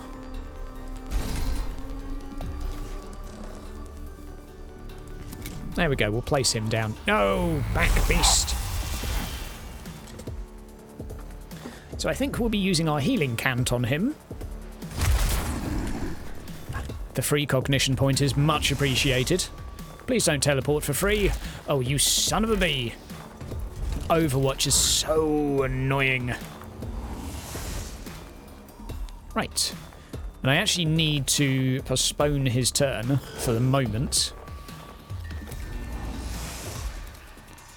Now, what are we going to do? I think what we're going to do is run up all the way to here. Actually, you know what? I'm going to shoot you first. I have a plan. Right, Right, damage absorbed. Now, I'm going to go here so I get 2 opportunity attacks when they move away from me. And he'll get an Overwatch hit, which is kind of fine. But I do have quite a bit of damage mitigation on this character now, which makes me really, really like him. Now we're actually going to end his turn. We're going to go... I mean, I could go to kill this console, but it's going to take a long, long time. Using the Servitor to absorb the Overwatch is probably a better solution than what I've currently been using. Right, what are you going to do? Ah, critical, 5 damage. Good job, that man. Right, the cannon is coming. Do not worry, the cannon is coming. Here we go. Here we go, here we go, here we go. We're going to go right to there. Eat. Shit. You dick. So annoying. So very annoying. And with the extra cognition, I will heal myself. Ommy, nommy, nommy, nommy, nommy, nommy, nommy. So looking slightly healthier, but not that much. I'll use this cant as well, just because... Maybe I should have used that first, but he's now healthy. Ah, I actually did heal 5, so that was somewhat worthwhile. Oh, excellent. And they get to go before me. Wonderful. Oh, wonderful. Where he's going to be taking a lot of damage. I only need to survive another round, but still... Oh, he dodged! Finally, he dodged! Well, he wasn't going to dodge forever, was he? He did good. Right. Extra cog. Extra cog from up there. We'll go up to here. Take the extra cog as well. Use that to end one of them. Because the more we kill, the more prizes we get. Points mean prizes. Although I think healing's cost is more than the potential benefit of anything else, but I might as well just move a tiny bit over there. Free movement, might as well. What else do we have? Physical attack? Nope, nothing of any use there. End turn. Right. Gather the cog. Off we go. Battletech game does a similar thing while the Argo is in transit as the game does when exploring tombs. Mini narrative choose your own adventure convention. It's interesting. I'll definitely give it that. It's interesting. Right. And if we go down here, we can now swing and attack this, or swing and attack that. Oh, he's got 8 hit points, so we'll just swing and attack you. And we'll use this to gain some extra armor for a turn, which should bring us up to 3 armor, I believe. A pretty respectable amount. And we'll use the Servitor, of course, to wander up here and smack him one. Good job, that man. Extra Necrons, wonderful.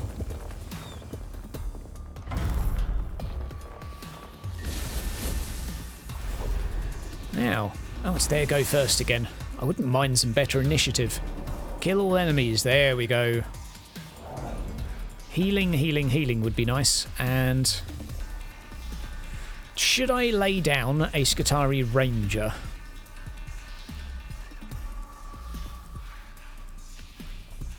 I don't really feel like it's necessary, so I'm going to wait and just put down a little drone.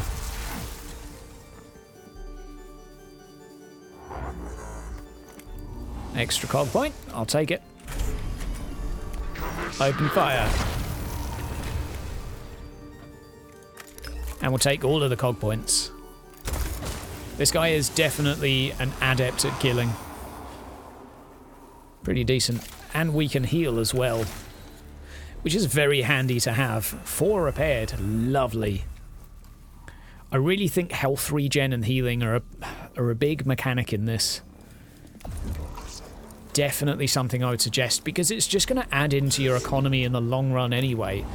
Healing yourself is almost directly giving you money, which is a peculiar choice, but hey, if that's what the devs want to do, then that's what they want to do. I will absorb damage to nearby units, and then we will end turn. Get you to finish him. Lovely jubbly. Now, what we'll do is... Oh, actually, we'll keep him inside the bubble, I think. Wait for them to move forwards. So, guys, I want to see in the chat at the moment what you're thinking of the game. Is it tickling you? Is it not?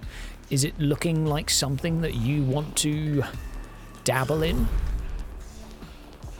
Is it potentially a new XCOM for you? Are you of that persuasion? Or are you on the fence? Or are you in love? Or do you think the Omnisire is going to be very pleased with this game? Good shot, good shot, good shot. Oh, did he not actually get the kill? Right, I think... Although yeah, I'll tell you what, we'll go over here. Now, he will come back up in one round, so I should... Oh no, the servitor can actually kill him. Nice, a critical hit as well. Lovely jubbly. But I'm very curious to hear what people think, and I really want to... I wish I could fast forward time to look at the reviews of this game and see how it goes down. Out of range. God damn it. Okay, let's head all the way down here and scan this. That might activate another enemy unit. Oh, 100 Blackstone. I'll take that. I will take that any day of the week. Absolutely. I feel like we're getting rewarded a lot more in this playthrough than the previous. Last time I activated consoles, nearly all of them activated another unit. Maybe it's percentage chance? Again, it's something that you figure out after playing for a while, but... Yeah, Evan, I think that's a very fair point. I think many people will be in the same boat as that, saying that the aesthetic looks nice and the mechanics for the game actually looks like quite an interesting take on squad management systems. Craven is going to spend all weekend playing this and nothing else. I don't blame you. I think that is a wise investment. I definitely feel that I've been somewhat saltier than I should have been to begin with this game. There's been a little bit of a learning curve, which I found a little bit frustrating. That's largely because I don't like trial and error. And the narrative system within this game, I didn't visualize it as a narrative system. I visualized it as a risk-reward system for the final interaction. And the actual vibe of this game is, okay, you might make the decision which sounds like it will give you an advantage, but it might not, and tough fucking luck.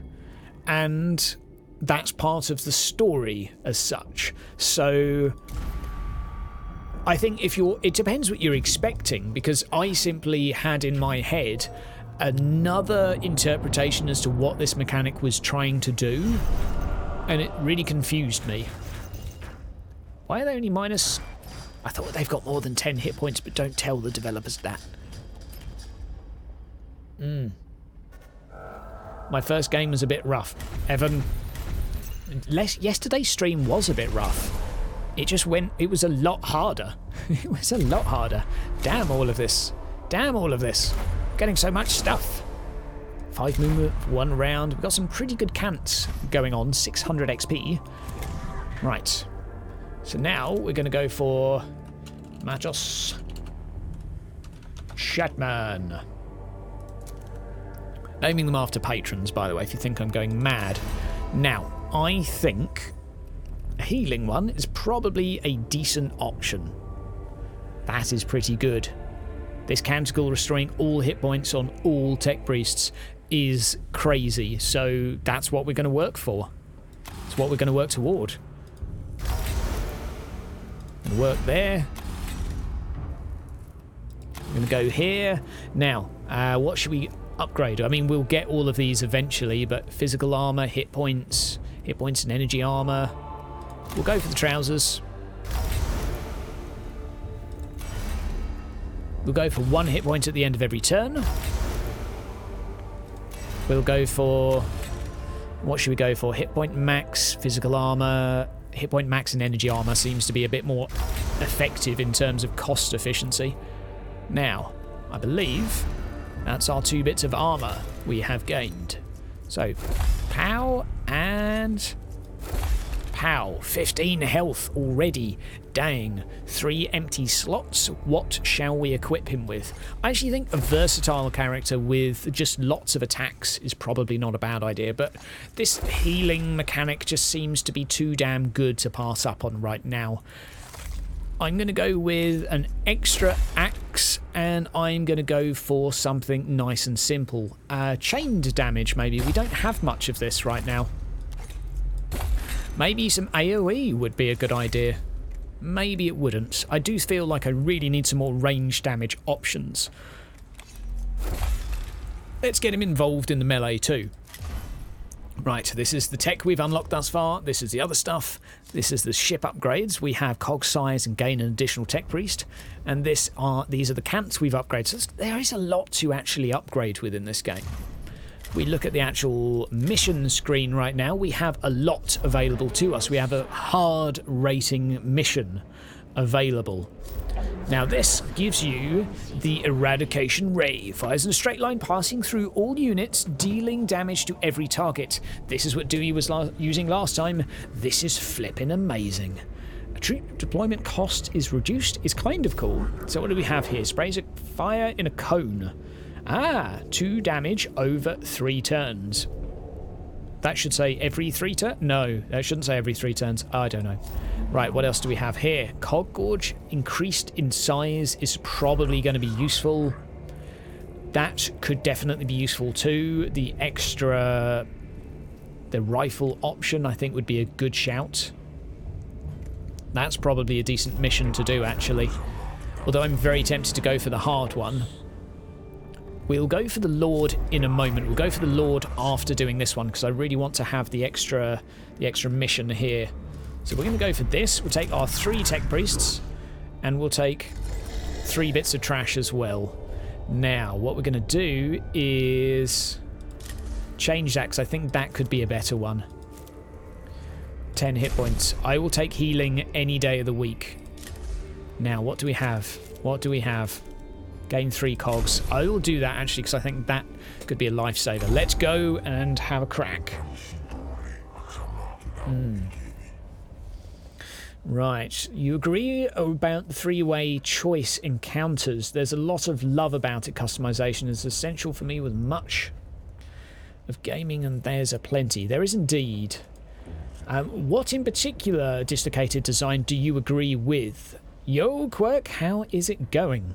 Hope you're doing good. Let's skip through this and get to the actual mission. Okay, you've never played XCOM, but this game looks fantastic. The mechanics maybe like other games or not. You know you've never played a game like this and you're excited to give it a go.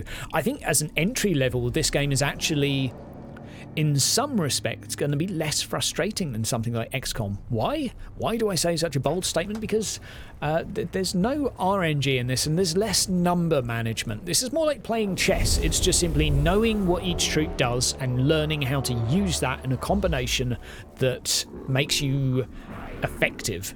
Whereas some games it's about mitigating percentage and RNG to put it in your favour.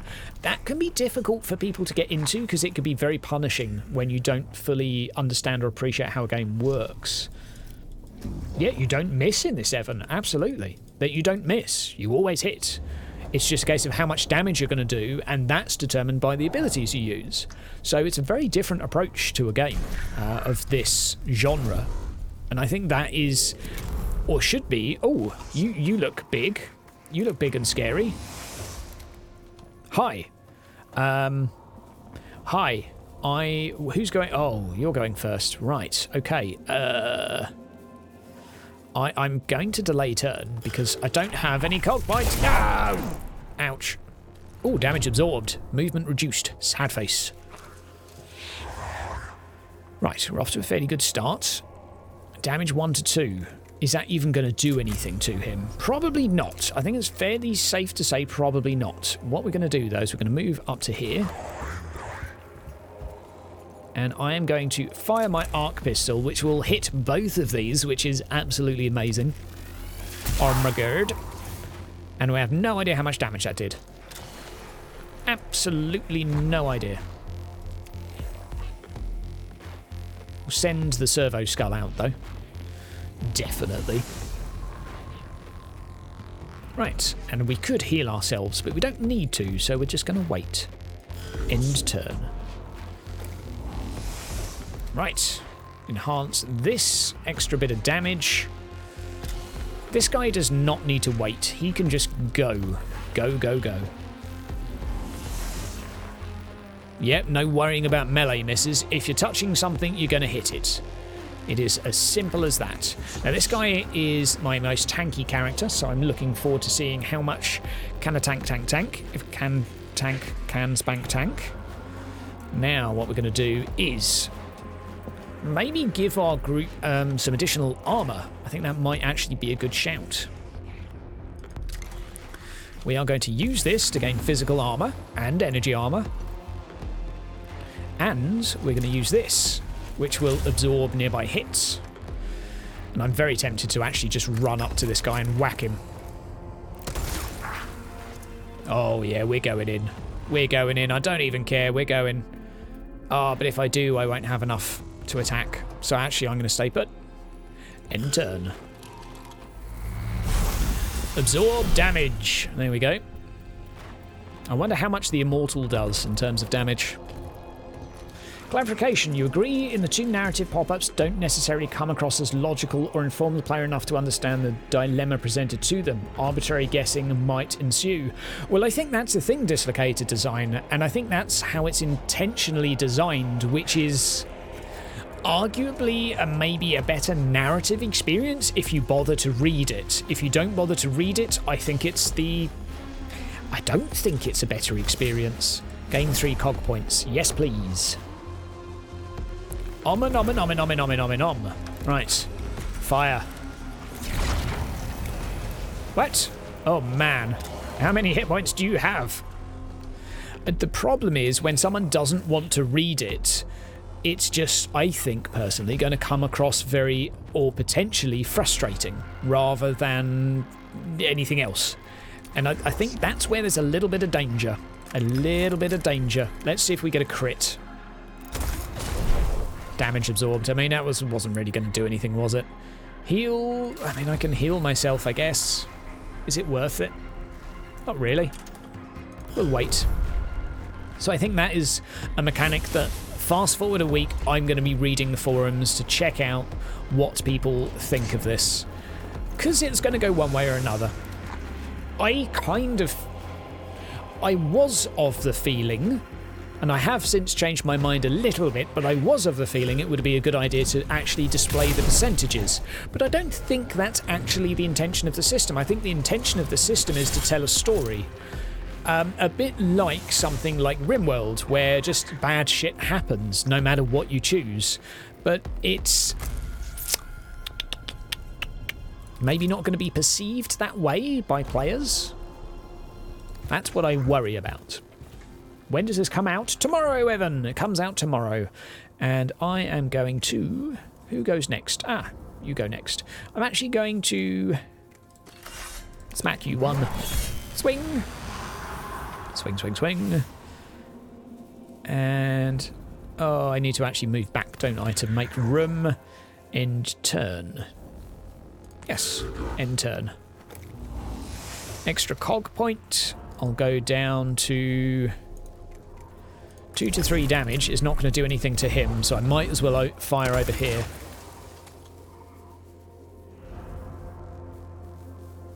Well, that's the thing, Dislocated Design, is you can choose to do something that sounds, and this is as I understand it thus far, and I could be wrong, but you can choose to do something that It feels like it would give you a benefit, but it might not.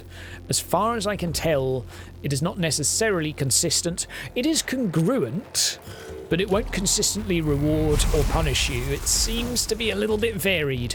Although if you do stuff that consistently wastes time, it consistently punishes you, I think. Do all take this with a pinch of salt, because I could be wrong. But I'm fairly certain if you do something like ransack a tomb, you won't always get a reward. And I think just simply all the game needs to really say is there is a chance you might get something from this. And if they make it very clear that it is just a simple chance, that's kind of okay. But if you're expecting something and you don't get it, that's when you're going to have an angry player. It's a very interesting situation to find yourself in. Maybe I'm being entitled as a player and I want an overly simplistic mechanic. The trouble is I'm not entirely sure on the actual intention of the mechanic. If it's supposed to be a RimWorld-esque storytelling experience that can be positive or negative and anything in the middle, then it does a fairly good job of doing that. But we shall see. We shall see. Right. I will just continue to shoot stuff, I guess. Daka, daka, daka. And that's kind of all I can do. More daka needed. Daka, daka, woo. Servo skull, yes please. Alright, time coming up next. I think what we'll do is we'll just go into combat over here. I think, Quirk, that is the purpose. And this is where, and this explains the confusion that I originally had with the system, is I wasn't visualizing it for being of that purpose. I felt like it was a mission preparation system rather than a random narrative system. And that's something, if people are aware of, then that's kind of okay. There is definitely some logic though. There are definitely situations where some things, if you click, you will definitely be punished. But then every now and again you will be surprised, I think. That's kind of the situation I find myself in. That's not inherently a terrible thing.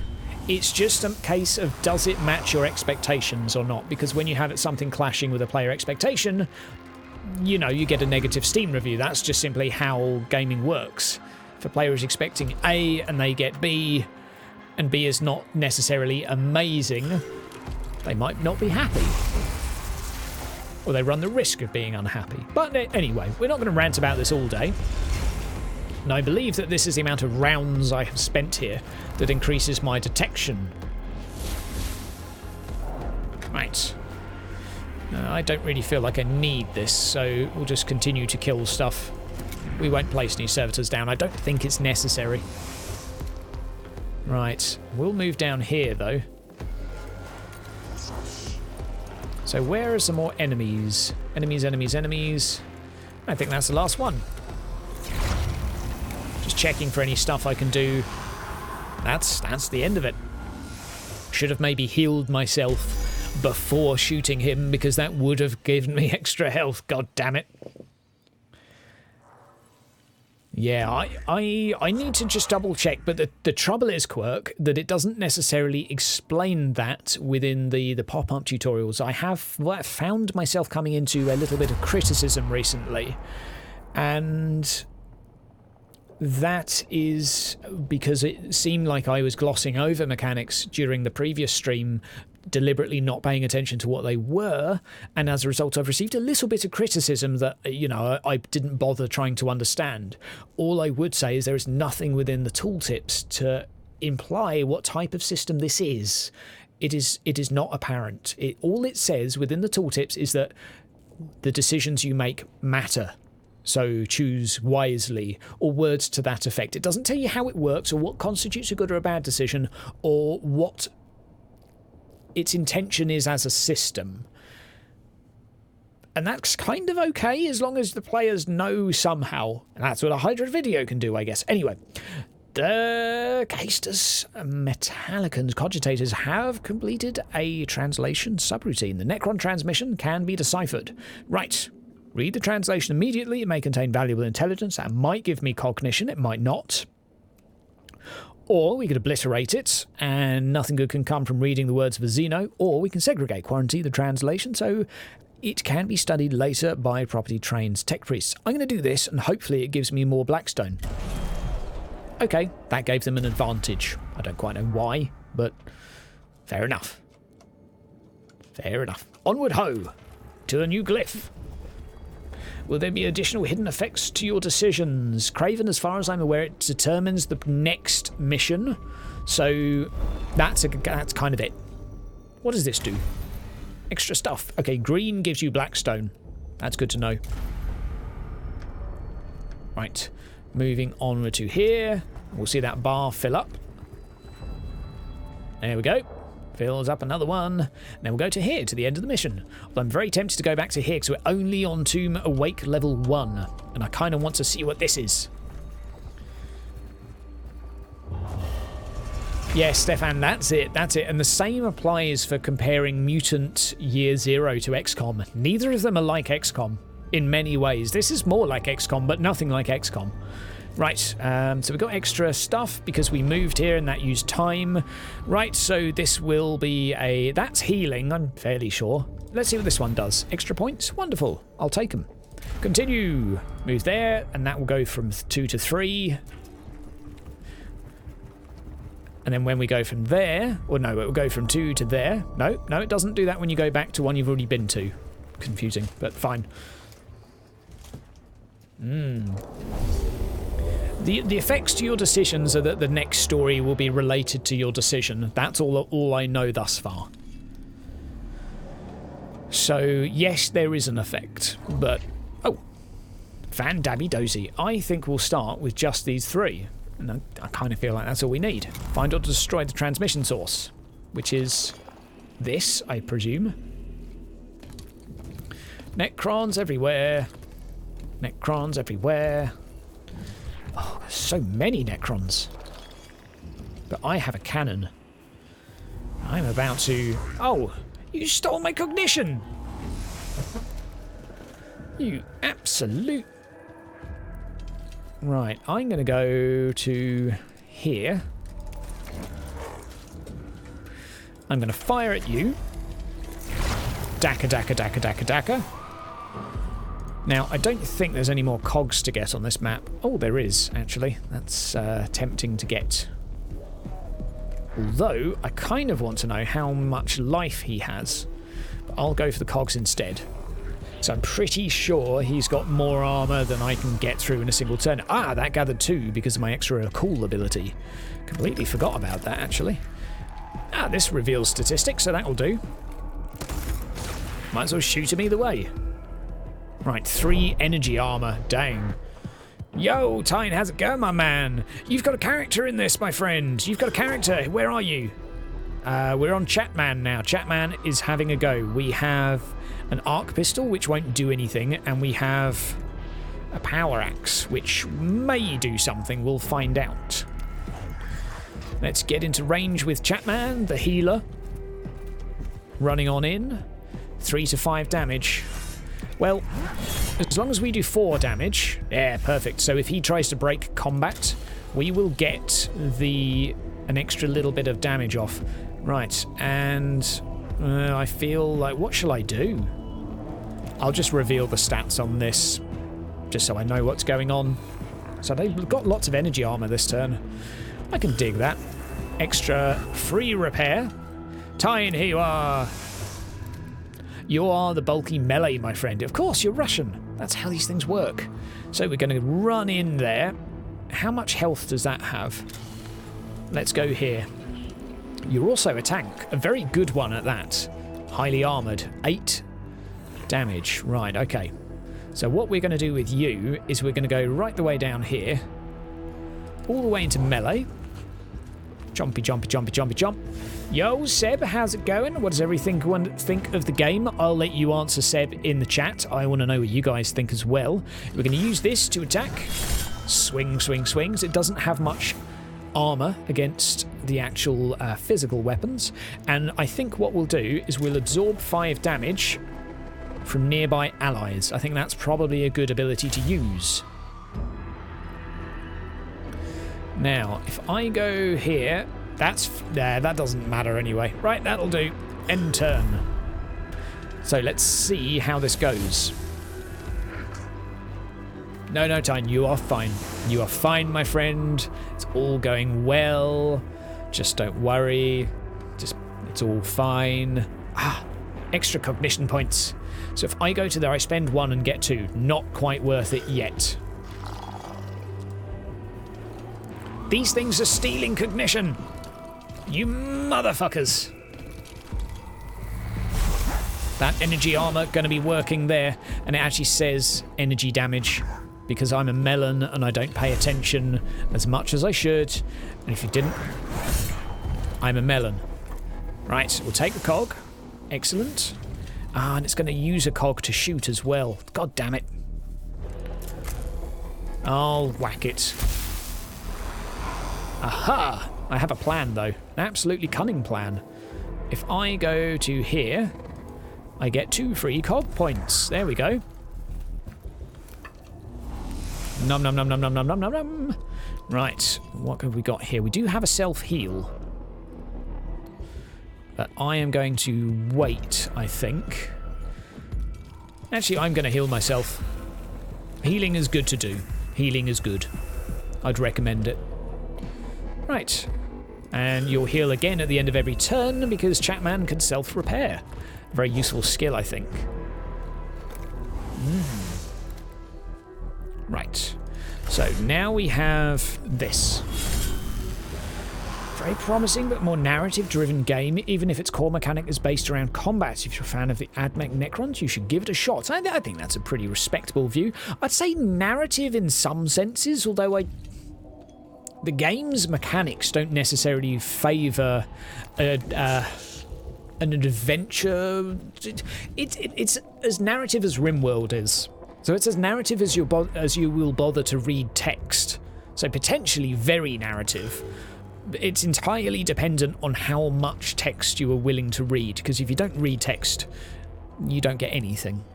And I think that's worth saying to people buying the game, because not everyone likes reading. I know that sounds dumb. I can read words. I'm educated in English.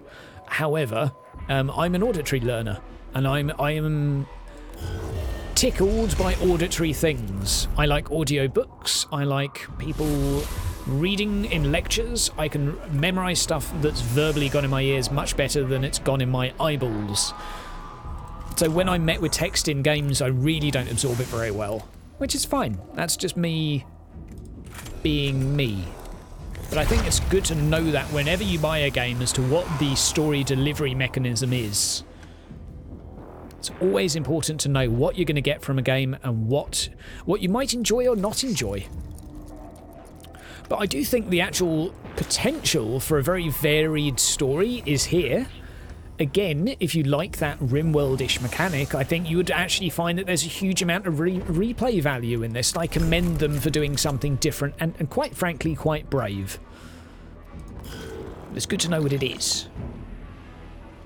Stefan, definitely. I think this is going to be more popular than More Time, but popular for the similar reasons. It does stuff differently. It does different things. It's a brave game that does its own thing in a good way. It's a good, solid game. It's a good, solid game. I think it is, Evan. I think it's coming to console, but don't quote me on that, please, because I'm not actually sure now I've said that. I'm pretty sure this is multi-platform. I don't see why not. The controls are simple enough. I could be wrong though, don't quote me, but if anyone does have access to that information, I'm pretty sure this was on console. But now I'm really paranoid about getting that wrong. Start quoting, confirmed. Thank you very much, my friend. Reliable. Right, we're going to waddle all the way up, and we are going to whack. Smack, smack, smack. 2 damage. My friend, my friend, my friend. That was a bit lackluster. But we're going to use this to gain some extra armor for a turn and become more mighty than you can possibly imagine. Strike me down, I dare you. A little bit of frame stuttering during the occasional transition shot in this is worth highlighting, but a small hang about. Right, let's go here. Ah, I was out of line of sight. Right, there we go. 7 to 9. You can do it. I believe in you. Yes, you beauty. Right. Reveal information. We need to go up there fairly sharpish. Use the cogs to go. Go, go, go. Oh. Activity. Maybe this was a proximity chat? 2 immortals? Oh, I'll take it. I'm going up here, sodja. Oh, those legs, though. Those legs, though. Right, end turn. What are the immortals going to do?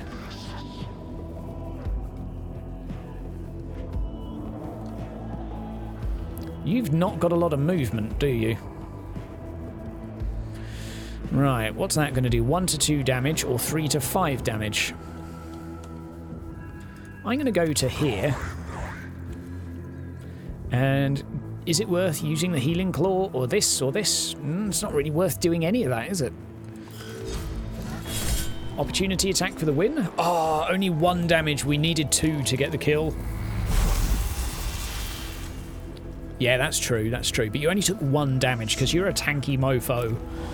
Extra cog points. I'm going to shoot you for the free kill.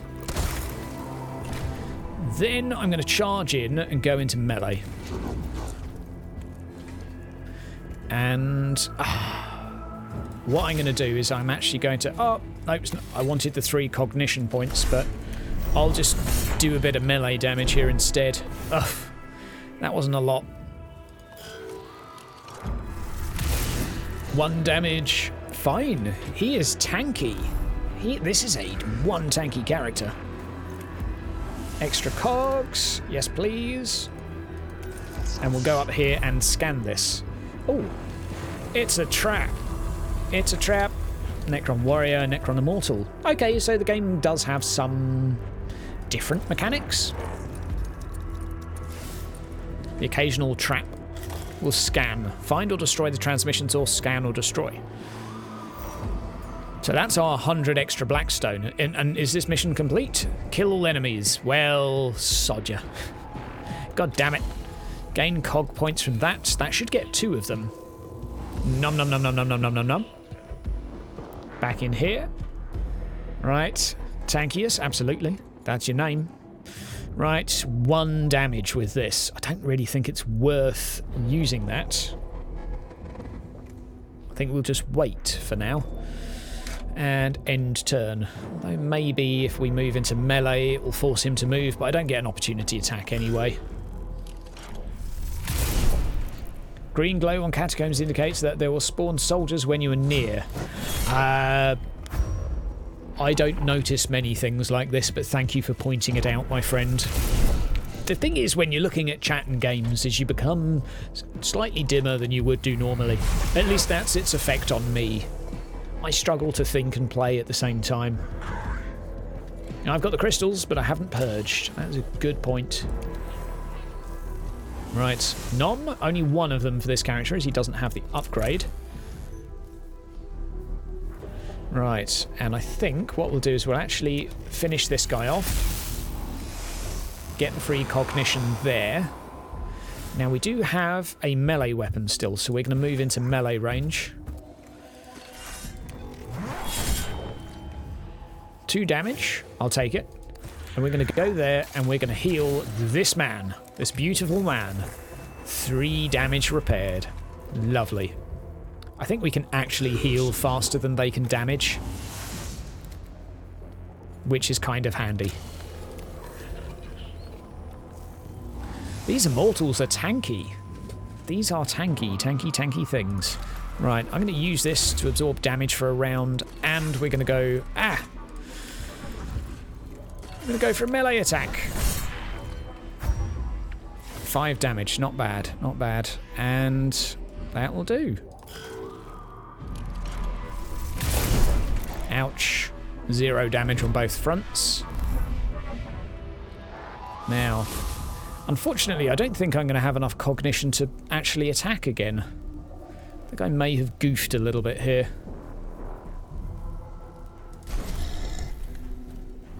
Oh, I don't actually want to do that.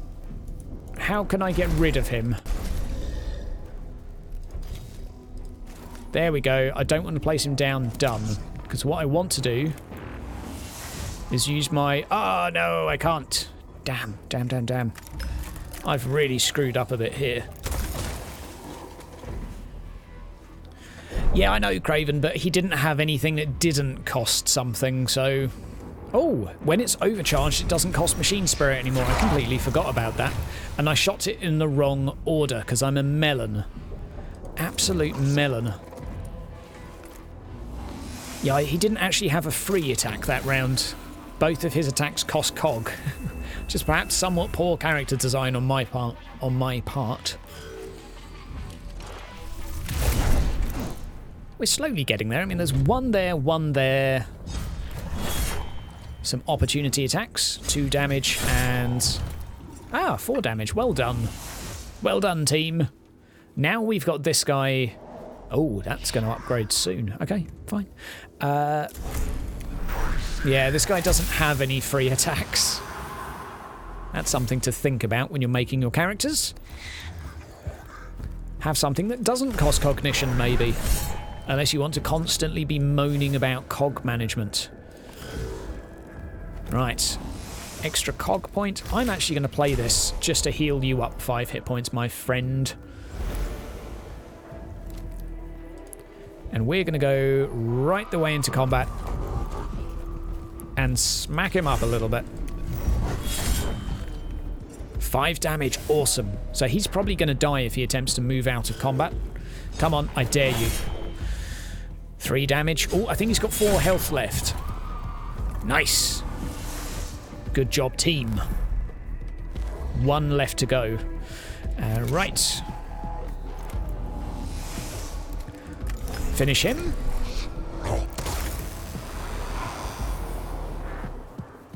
Wunderbar, and down there. Open fire. Good job. Take the 2 cognition points from here because this servo skull is awesome, and end turn. How much damage? 3 damage is reasonable. Once you get a bit of armor in this, you really are quite tanky. I think that's very worth a very good point. Something to be aware of, anyway. Take the cog points.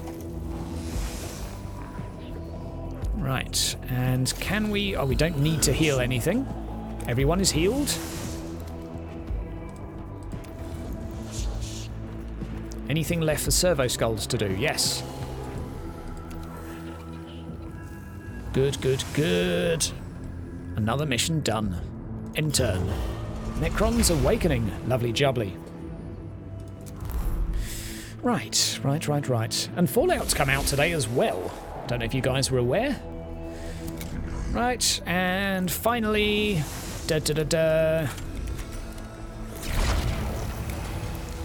Wonderful. Ah. Is that actually... Oh, god damn it. Yep. Okay, fine. I'll heal myself then. Remember, if you heal yourself, it's going to be extra money at the end of the mission, so heal yourself. It's very valuable. Yeah, I would actually agree with that, Tyne. I don't like using the word cash grab, but Fallout 76 is probably one of the worst gaming experiences I've had, which is really saying something. I am going to be making a video assuming the frame rate is now good enough, explaining exactly why I think the game is terrible. From a design perspective, not even the fact that it's so laggy I can't play it. Ah, good times, good times. Right, guys, that was pretty decent, pretty decent. How are we doing for time? 7 o'clock. Not too bad, actually, not too bad. Right, continue, mission complete. Right, we have done stuff, and then do we get to make a choice? No, just ended the mission this time. Fine by me.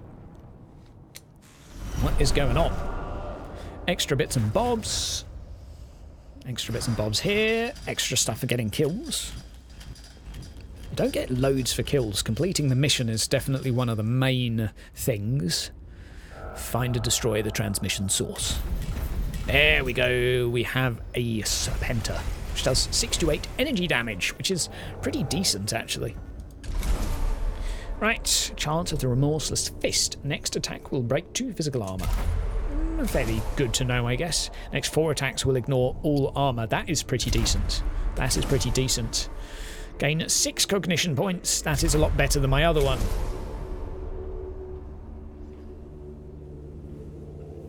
From a game design perspective, Fallout 76 is objectively worse because they've made several terrible design choices in moving from one to the other.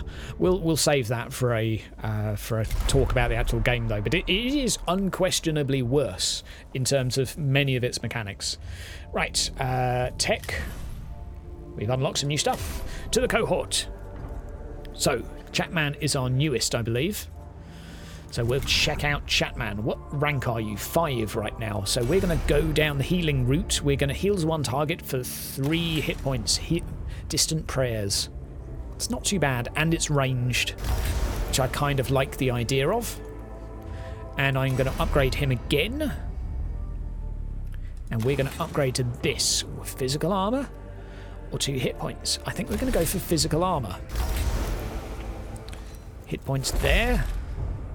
Now, what can we upgrade him with? We don't have a helmet yet. Oh, no, we do. I've just equipped one. Man, I need help. I am some kind of bad. Right, so we've got 1 Cuirassier Claw. We could go with two healing claws here. That might actually not be a terrible idea. He is just going to be very, very healy. Although I like the idea of giving him something perhaps a little bit easier to use. A Phosphor Blaster, a little bit cheaper, perhaps. And then I think what we'll do is we'll turn to have...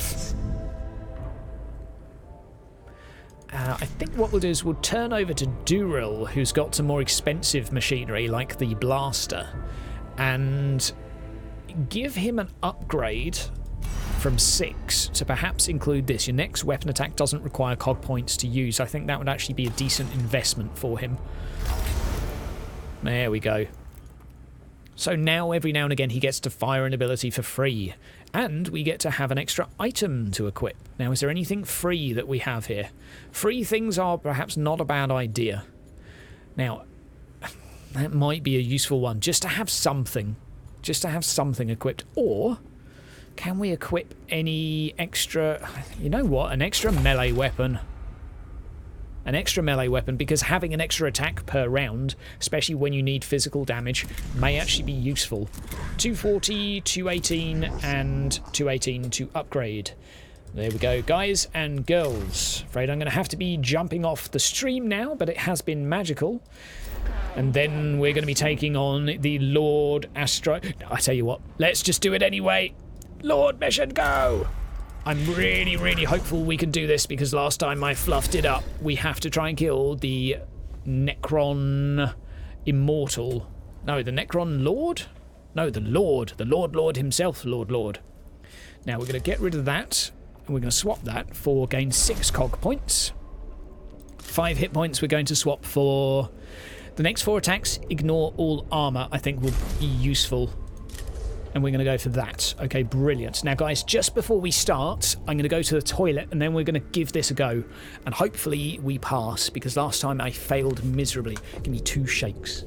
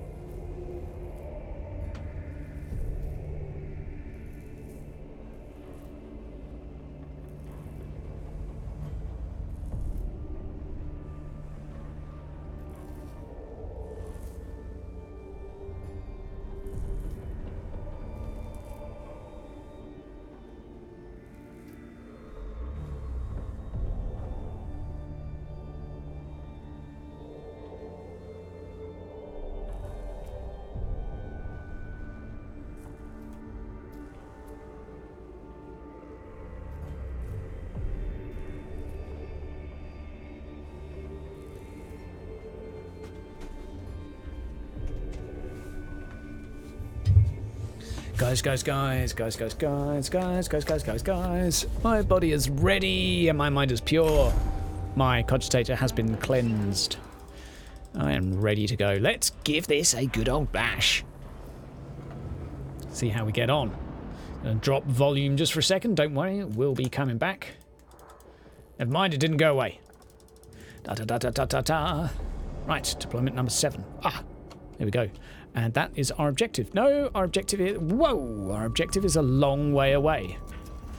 I'm not going to do a full sweep, but then again, no, wait, I have to. Right, so I think that is healing, but I don't need healing, so we're going to go for this. Free cog to start off with. Not a bad one. Right, what's down here? Okay. What are we going to do? Synthesized voice echoes through the tomb of Acropis, transmitted directly through the comms unit of every trooper in the tomb. Now, what are we going to do? Ignore the transmission. It's a crude attempt to distract the tech priests from their mission. Cleanse the cohort's mind with prayers. Or respond with curses and prayers transmitted at high volume through the tomb. That's going to make him awaken quicker, so I'm going to go with this, which I feel would be...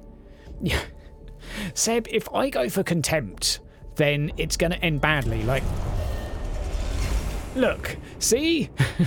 See? That is one of the problems with this. If you want to roleplay it, if you're like, you know what? Fuck you, I'm going to do it like this because that's my canon. Well, tough shit, the mission just got a whole lot harder because of the way you decided to roleplay. That is one of the issues with, or potential problems with this. If you've got a player that wants to do something a certain way, and that way happens to be the punishing way,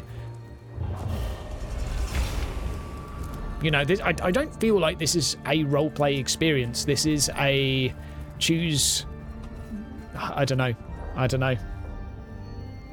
It makes sense, though. Well, yeah, it does make sense. It does make sense. It's congruent. It is congruent. It does make sense, absolutely. Now they're just awakening faster because it's leveling up. Now what are we going to do?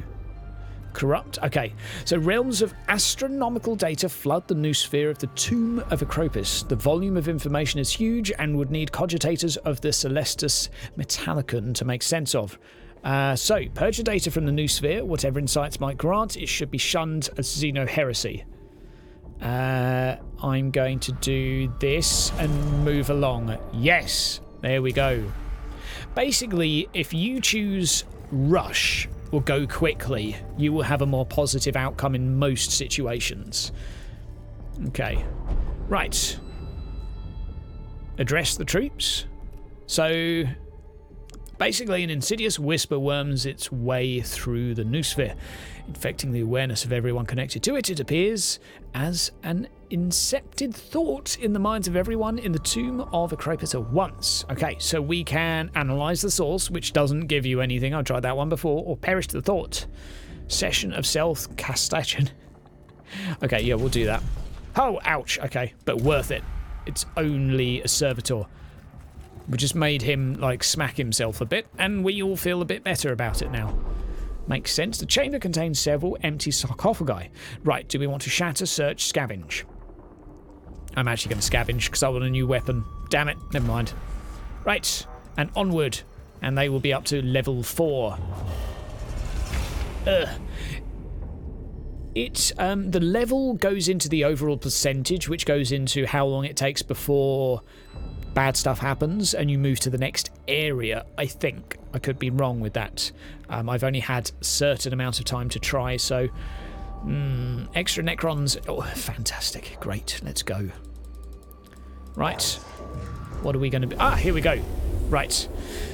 Ahead lies a grand ornate coffin in the centre of clockwork. Oh, okay, stairs, blind to the orbit. Okay, seize the initiative. Don't wait for them to awaken. Open fire.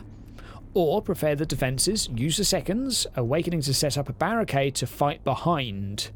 Or use the moments before he awakens to pray for deliverance and strength. That will probably give me Codge. I don't want Codge. Seize the initiative. Let's go seize the initiative. Ouch. Fight. Okay, let's see if this actually affects the orientation of the map. I'm not sure that it did, because last time I think I chose defences, and although I could be wrong. I don't think the sarcophagus is supposed to be open yet.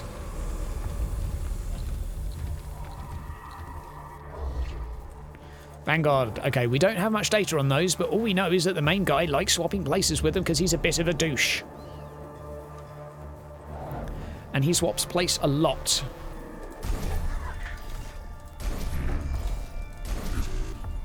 Right, and we're going to put you down there. Start battle. Let's go.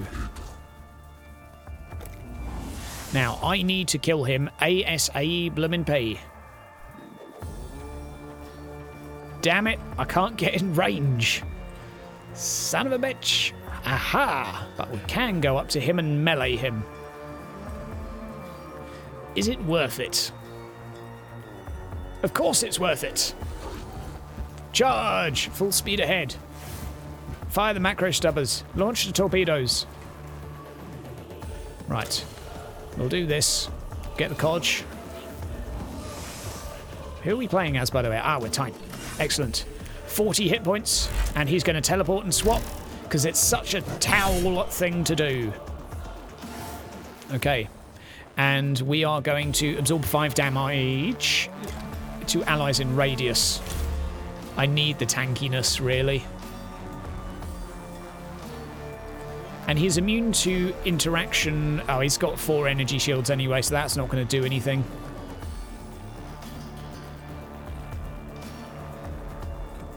Yep, okay, end turn there. Now he's down there. There's not really much I can do. I guess if I use this over there, I might as well heal myself this turn. Heals hit points. I kind of need the enemy to come closer to me so I can deal more damage, which is kind of a weird position to be in. Okay. Reveals target information. Nope, nothing to be done there. End turn. Extra cog. We'll do that. Maybe I should have waited for him to have his go first. Maybe that would have been more efficient. Okay, if I go over to here, am I in range? Please say I'm in range. 19 meters. Oh, yes, please. No, stop doing that, you son of a bee. Critical hit as well. Okay. And he spawns 2 every turn, so that is a thing. Out of range. Well, I bet you are, aren't you? I bet you are. Move the servitor up. Okay, and end turn. Fine, move towards me.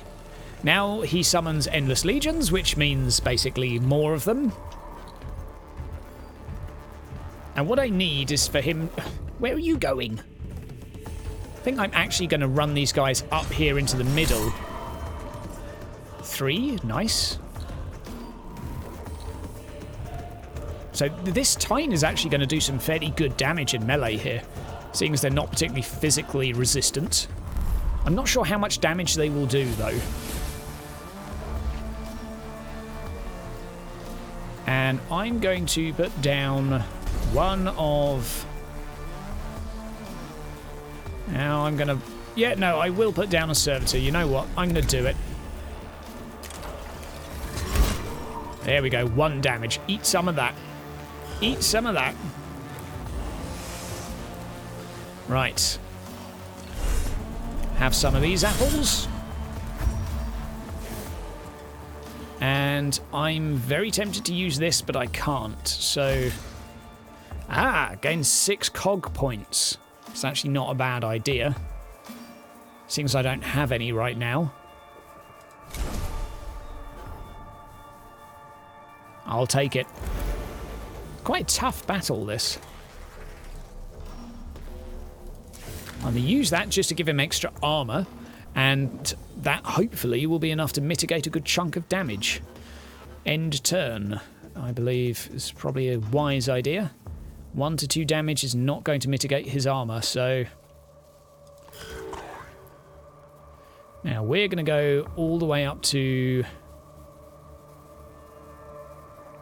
here. Actually, you know what? I'm going to go to there first. Or is it worth going there? I really want to go somewhere where I can shoot him. And I can't. God damn it. I'm going to go right the way into combat then.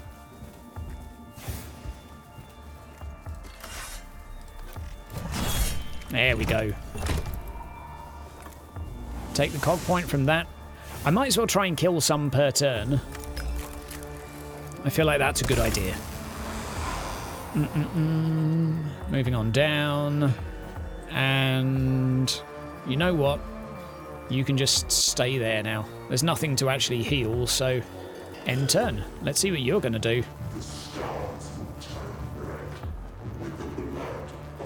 The trouble is he summons 2 Vanguard every turn.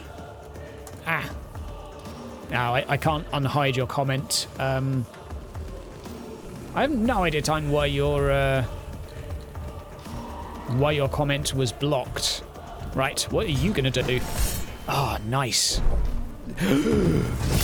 Omg absorbed. Omega. God damn it. Back, beast.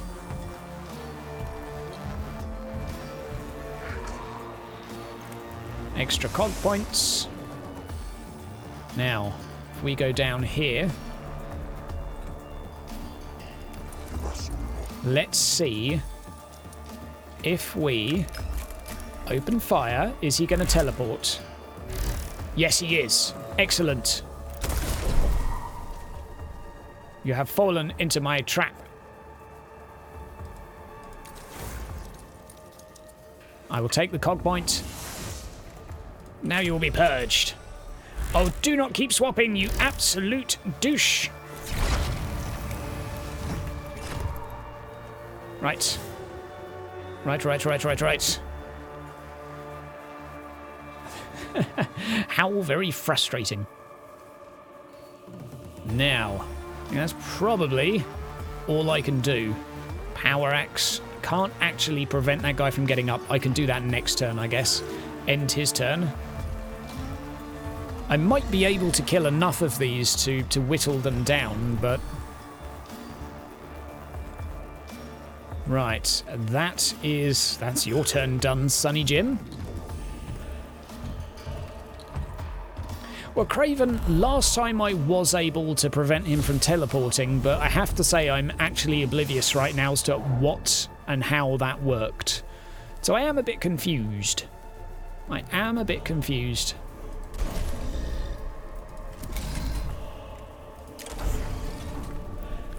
Right, so you're going to go there. You're going to go to here.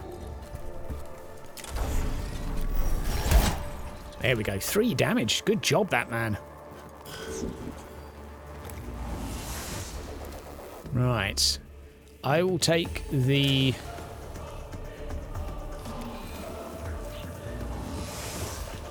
Maybe lock him in melee. Yeah, I'm wondering if maybe you have to.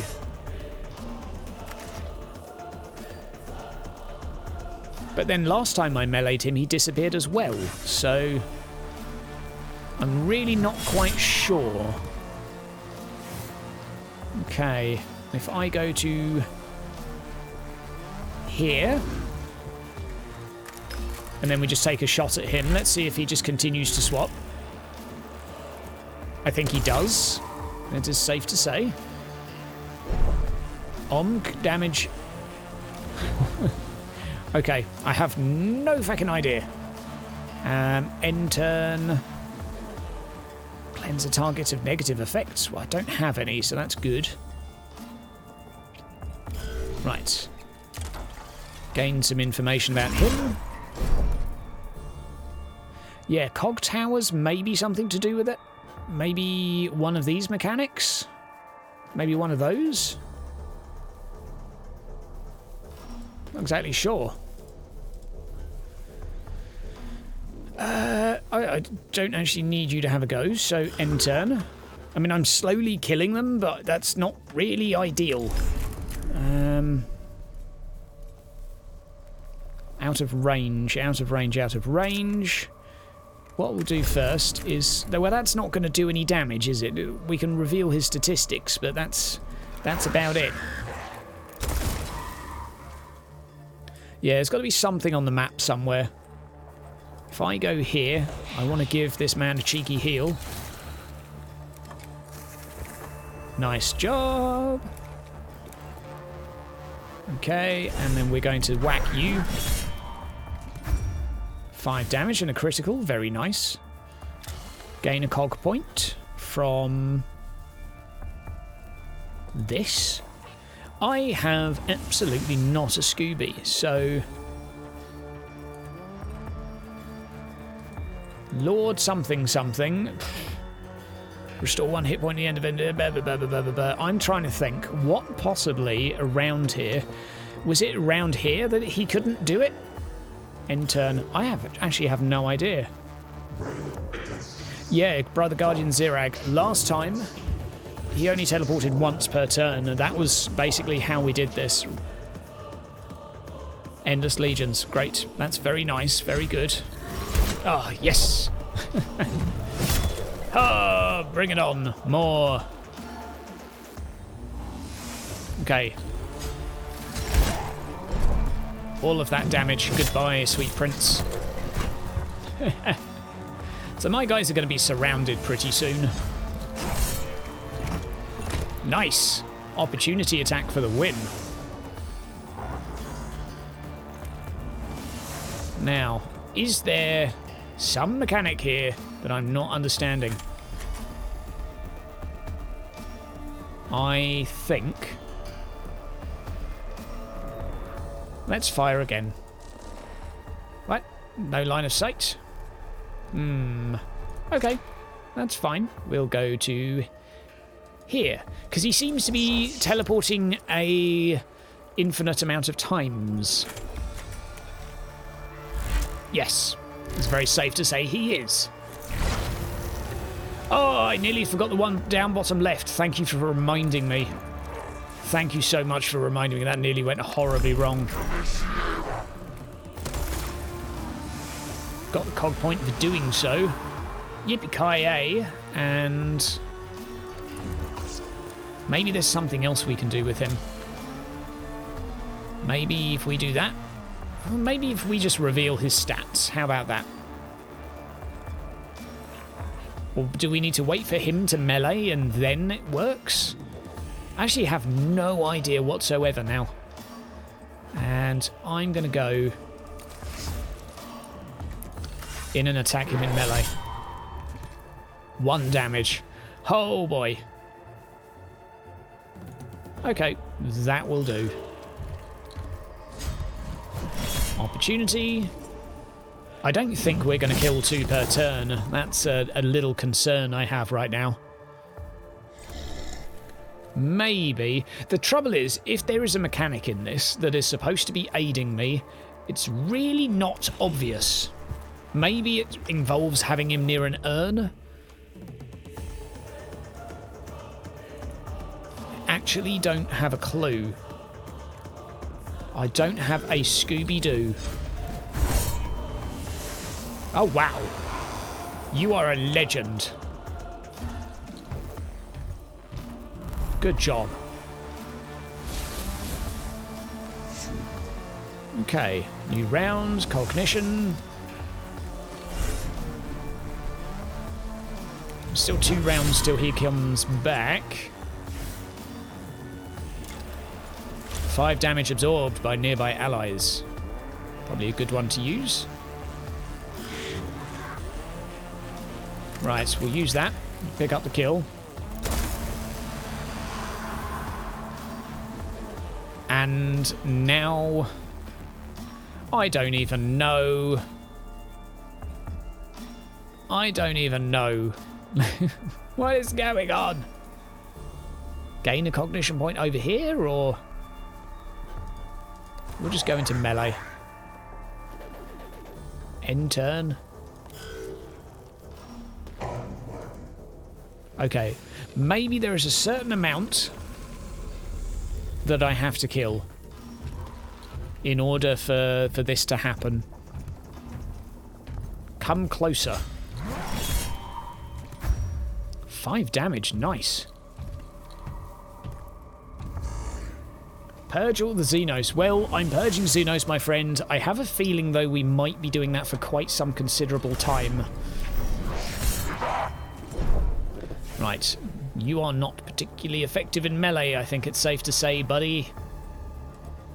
Right, let's go down there. Absorb the damage. Haha. Screw you. Now, I shall absorb, or use a free shot now with my rifle. Which was free anyway, because it's overheated. Now, what should we do? Kill him for free. Kill him for free. Whose go is it next? Him. Okay, fine. Kill him.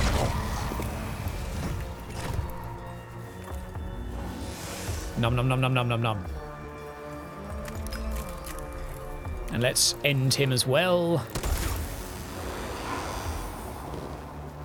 I'm slowly killing them. Although there's quite a few of these boogers everywhere. Okay. Maybe. Oh, I don't know. Am I winning? I don't even know if I'm winning. I think I'm winning. Let's send the servitor in as well.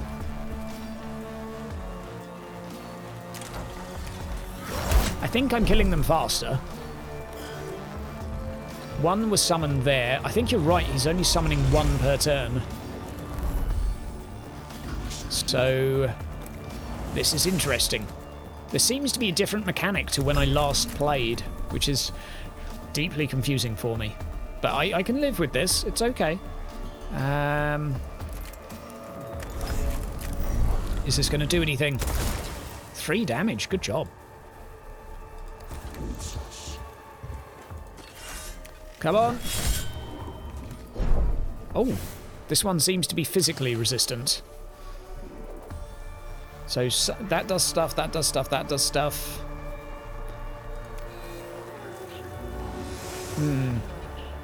I still have no idea what's going on.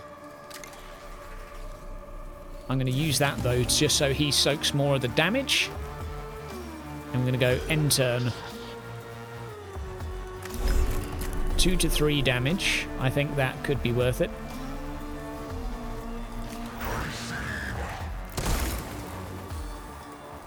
Right. Finish him off. 0 to 2. Oh, no. Yes, you absolute beauty. You absolute beauty. Now, what does this do? Reveals enemy stats. Wonder if sarcophagi can be attacked? Probably not. Doesn't seem that they can be selected. Now, is it worth repairing? No, I'm going to save my cog for a little bit. There's not that many left. Okay, fine. Endless Legions. Fine, summon another one, see if I care. Where are they? Where are they? I don't... oh, wow, 5 damage. I don't think he's actually summoning any more. No, don't reanimate. C-word. Nice. One more. Yes, you absolute beauty. 3 attacks for the wins. Right, so we've nearly killed them. Yeah, they are marked in red. They are indeed. That is a valid observation. Right, now, if we move... ah, this is our man with the cannon. I think what I'm tempted to do is use the claw to go over here.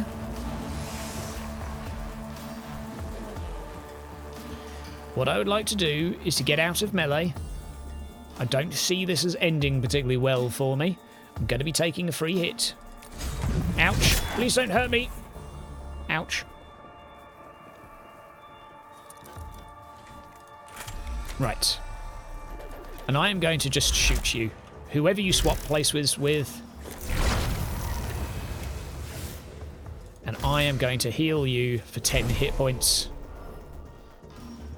Nom nom nom nom nom nom nom nom nom nom nom nom nom. Right. I shall continue with my plans. I'm munching through them slowly. That's for sure.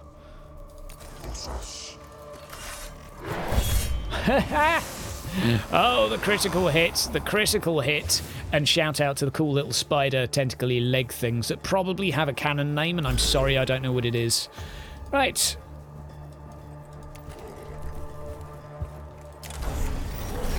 Smack. I have 2 tactics left. Yep. The next one ignores all armor for a turn. Why did he move there? Weird. New round. So I feel like if I go... Well, hang on. How much health did that have left?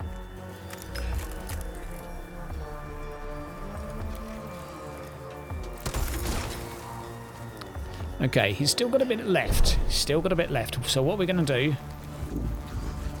So I'm feeling lazy. I'm going to go over here and smack him. 4. Nice. That reduces his armor as well, which is a very nice feature of these weapons. And...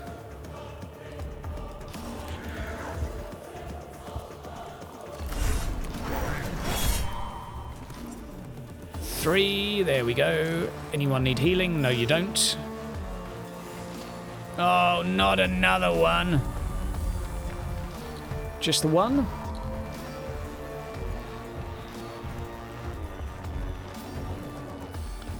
Yeah, the ragdoll effects are very, very nice. Right.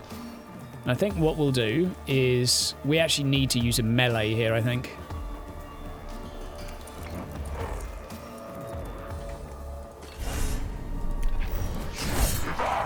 There we go. Good job, that man. Take that.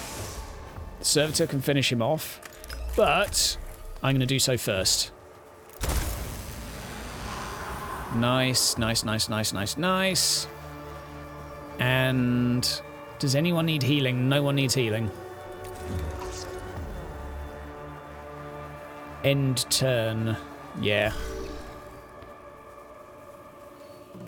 Is it even worth this guy going in to attack? Because the only thing he's going to do as he goes to swing is make him swap with the other guy. I guess this makes it easier for me to shoot him, though. Maybe that makes sense. Yeah, sure, he's closer to me now. Fine, that was intentional. Right. This machine spirit is angry, so let's use it. 1 damage.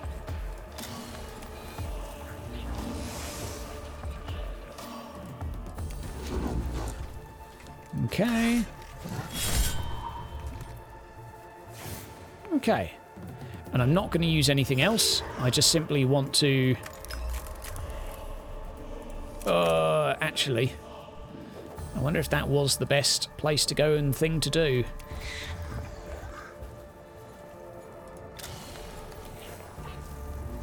We'll see. We'll see.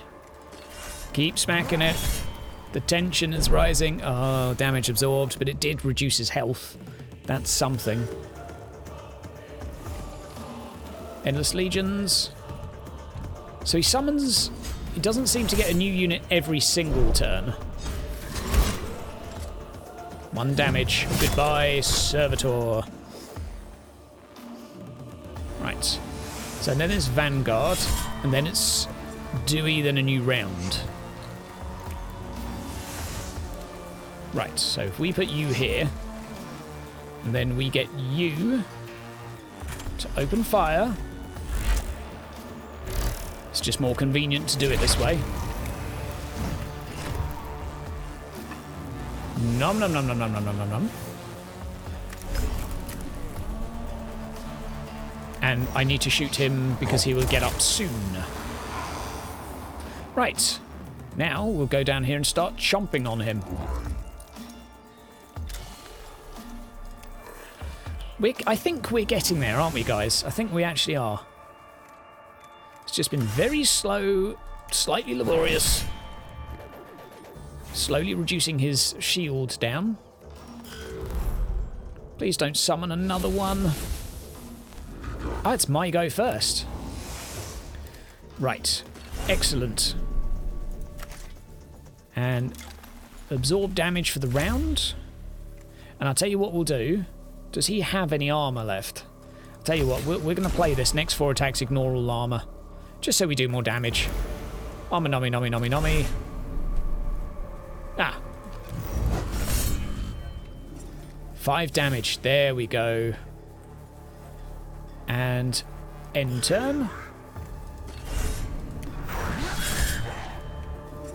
3 damage. This may take a while.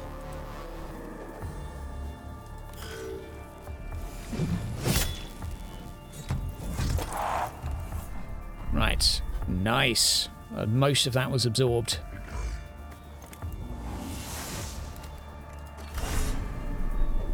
Okay, his armor is slowly going down. Slowly going down. The next weapon doesn't cost CP to use. Okay, we're going to use that. Use. Nom nom nom nom nom. I'm going to move out. Yeah, you get... Oh, nice dodge. Nice dodge, Dewey. I'm going to use this for the free damage. Ladies and gentlemen, we are slowly getting there.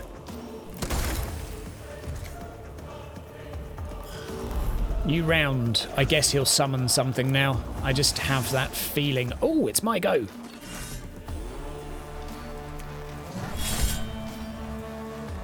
Four damage. We're getting there, guys. We're getting there. We are getting there. We're going to get some shiny rewards, too. It seems that he simply summons one from each. That's my assumption, anyway. I could be wrong, but that seems to be the case. Okay. Heals 1. Some health on a target. Is it worth doing? Not really. I need to keep the Codge points. There we go. It's about time he summoned one. I thought that was getting a little bit easy. Right, you're going down, my friend.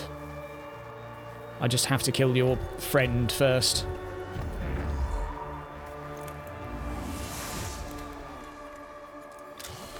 Right, so what we'll do is gather this.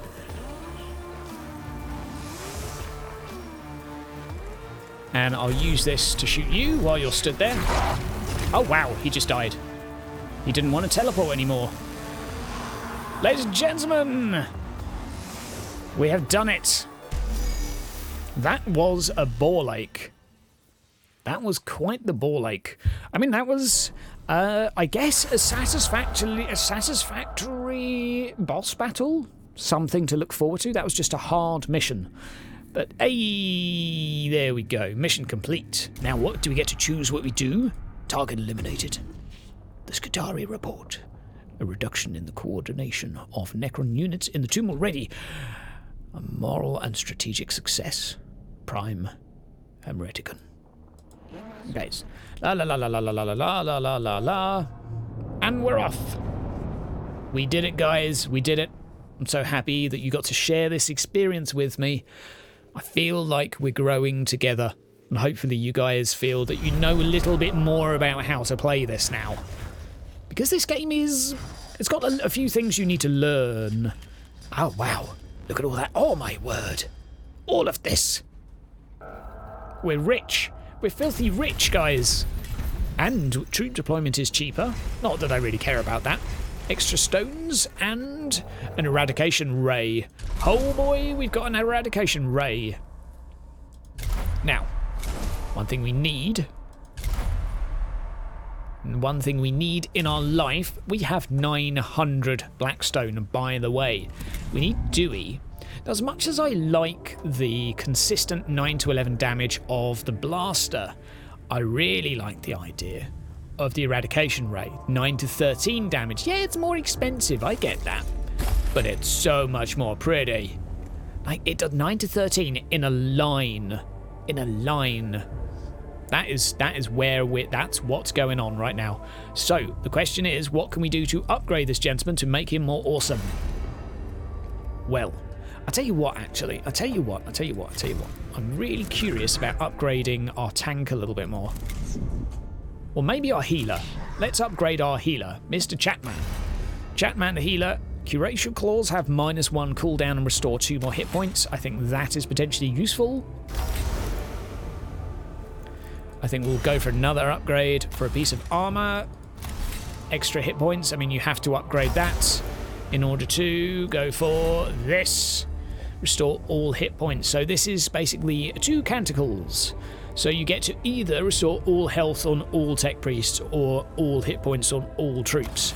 Either way, though, that is immensely powerful. Immensely powerful. And we have some extra tanky armor to equip as well. Or rather some gloves, which couldn't give us an extra 2 hit points. Ain't too shabby.